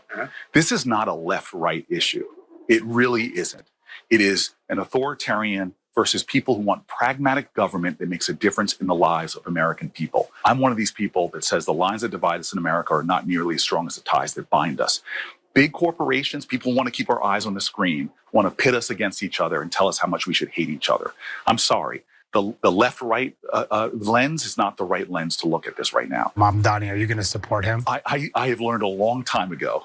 Let New York politics be New York politics. We got enough challenges in Jersey. I got a governor's race. I'm supporting Mikey Sherrill. I got legislative races. That's where my energy is going to go going into November. New York City, I love you. You're my neighbor. You're about 10 miles from where I live. You guys figure out your elections. I'm going to focus on mine. There is no left versus right issue here. The issue is whether a Democratic senator is willing to endorse the Democratic candidate in the mayoral race in New York City. And clearly, Cory Booker doesn't want to do that. And the real question is why? Why doesn't he want to do it? Could it have something to do with the fact that he is heavily funded by AIPAC? And maybe he knows that his masters don't want him to support a guy who said this on the debate stage for the mayoral race? Let's take a look. First visit, I would visit the Holy Land. Given the hostility and the anti-Semitism that has been shown in New York, I would go to Israel. Mr. Tilson, where would you go? Yeah, I'd make my 4th trip to Israel, followed by my 5th trip to Ukraine, 2 of our greatest allies fighting on the front lines of the global war on terror. Mr. Mamdani. I would stay in New York City. My plans are to address New Yorkers across the 5 boroughs and focus on that. Yeah, I just want to remind everyone, this was the debate stage for the mayoral race.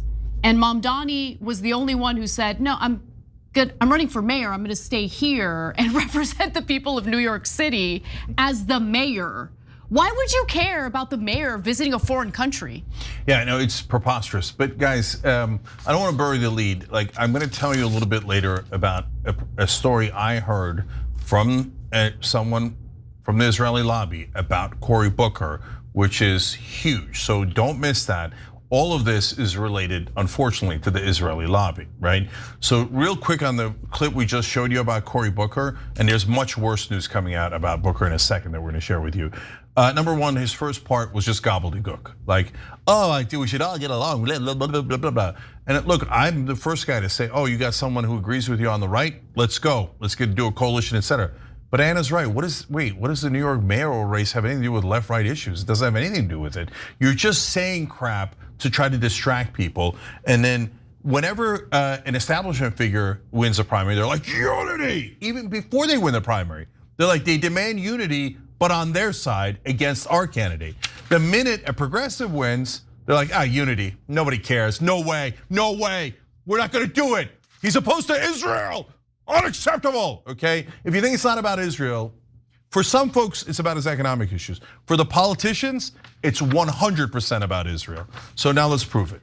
All right, so let's take a look at AIPAC Tracker, which tracks how much money congressional lawmakers receive in AIPAC donations. Oh wow, look at that. $871,563 received from the pro-Israel lobby. That's for Cory Booker, of course, and there's more. So in 2019, and try not to vomit as I give you this information, Booker gave a speech to a closed-door meeting of AIPAC activists, and The Intercept luckily obtained a recording of his comments. Let's share some excerpts with you. Booker spoke about working closely with the organization and his desire to create a unified voice from Congress against the boycott, divest, and sanctions movement, otherwise known as BDS. Booker thanked AIPAC President Mort Friedman for his leadership and his friendship, telling the crowd that he and Friedman talk often and text message back and forth like teenagers. You're embarrassing. Without naming Representative Ilhan Omar, a fellow Democrat from Minnesota, Booker also condemned her recent remarks as absolutely unacceptable. Tweeting about AIPAC's influence in Congress, Omar wrote, "It's all about the Benjamins, baby." Now, obviously, we're talking about AIPAC, which politically bribes our politicians to represent the best interests of Israel, a foreign government, a foreign country. So is it not all about the Benjamins? It could also be about blackmail, but that hasn't been confirmed yet. Now, Booker also told the audience that when Netanyahu addressed Congress, this really pissed me off. When Netanyahu addressed Congress during the Obama administration in opposition to the Iran nuclear deal, which by the way prevented Iran from developing nuclear weapons, Booker worked with AIPAC to try to stop fellow Democrats from boycotting the speech because we need to show a unified front in our support for Israel. He is one of the most pathetic lawmakers in Congress. Don't care that he's a Democrat. That's embarrassing. Cenk. Okay, so before I get to the story that again, a funder of Cory Booker told me, let's break this down, what we've learned through this report in The Intercept. So he goes in front of AIPAC and tells them that they're AIPAC, if in the old days, used to be bipartisan, and so they would support Israel. I get it. I don't like a foreign government controlling us, and AIPAC, gave so much money to both sides of the aisle that they do control our government. Cory Booker's a great example of it. But back then, at least they weren't pro-genocide yet, okay? So now AIPAC is 100% right-wing, pro-Netanyahu, and pro-genocide. Nevertheless, Cory Booker goes there on his knees, groveling to them, going, I swear I'll bring Democrats to you. I swear I'll make it seem like the whole country is united in favor of genocide.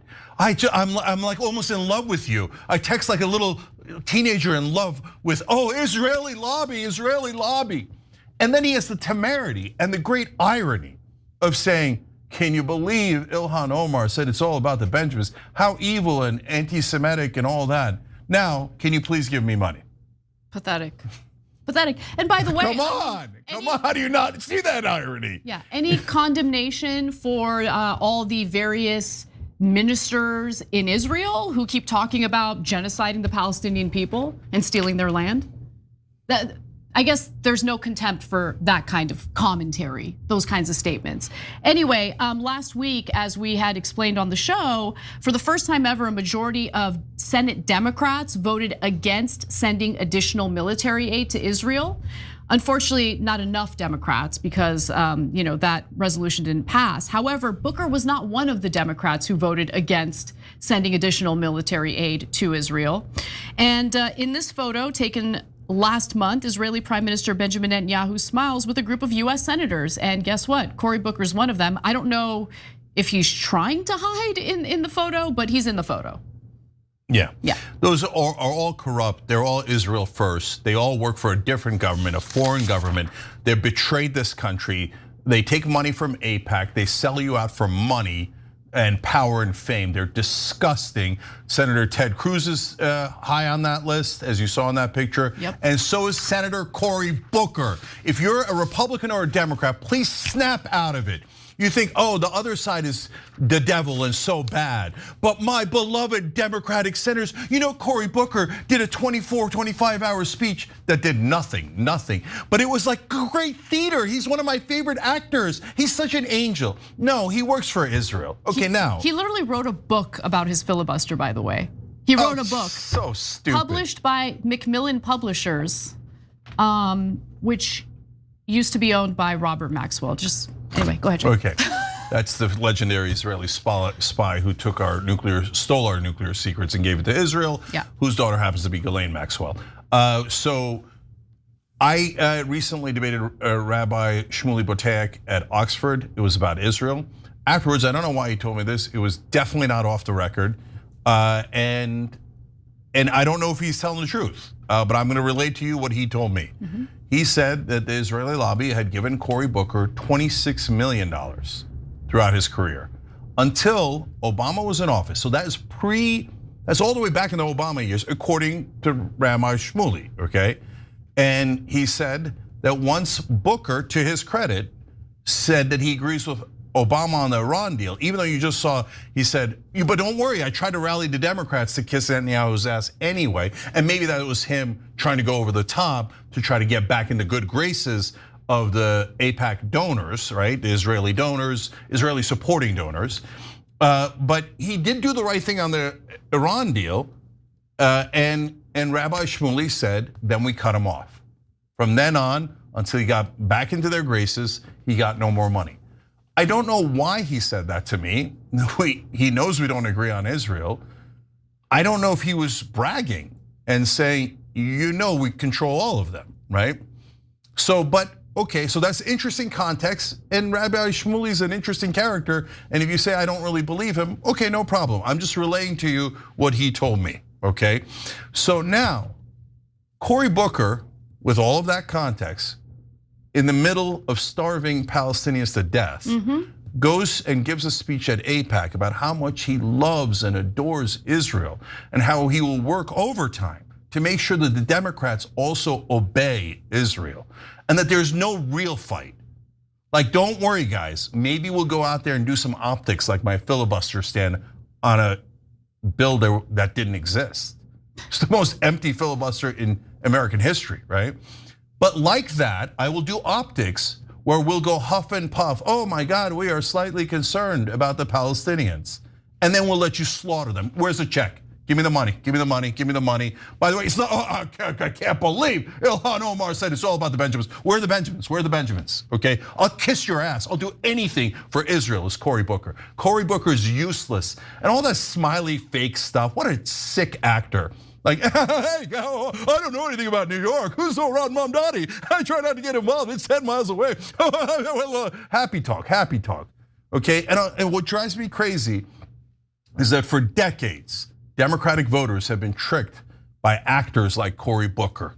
And they believed mainstream media, they believed MSNBC, that Cory Booker was a good person, trying his hardest to help you. But golly gee, all the money went to Israel. Wow, there was nothing Cory Booker could do. Hey, can we get paid family? Israel has paid family leave. Can we get paid family leave? Oh, there's nothing we can do. We had to give the money to Israel, but we couldn't give you paid family leave. Well, Jake, we gotta work. We gotta earn money. We're the top pay pigs for the genocidal regime in Israel.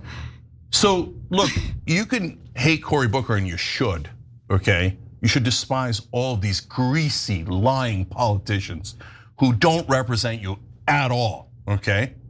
But remember, if you just take it out on Cory Booker, you're missing the point. Ted Cruz is at least as bad. I mean, you add in the other stuff that Ted Cruz does worse, but it doesn't really matter. It's a tie at 0. Almost none of them represent you at all, and it's not just about Israel. They'll do anything for donors.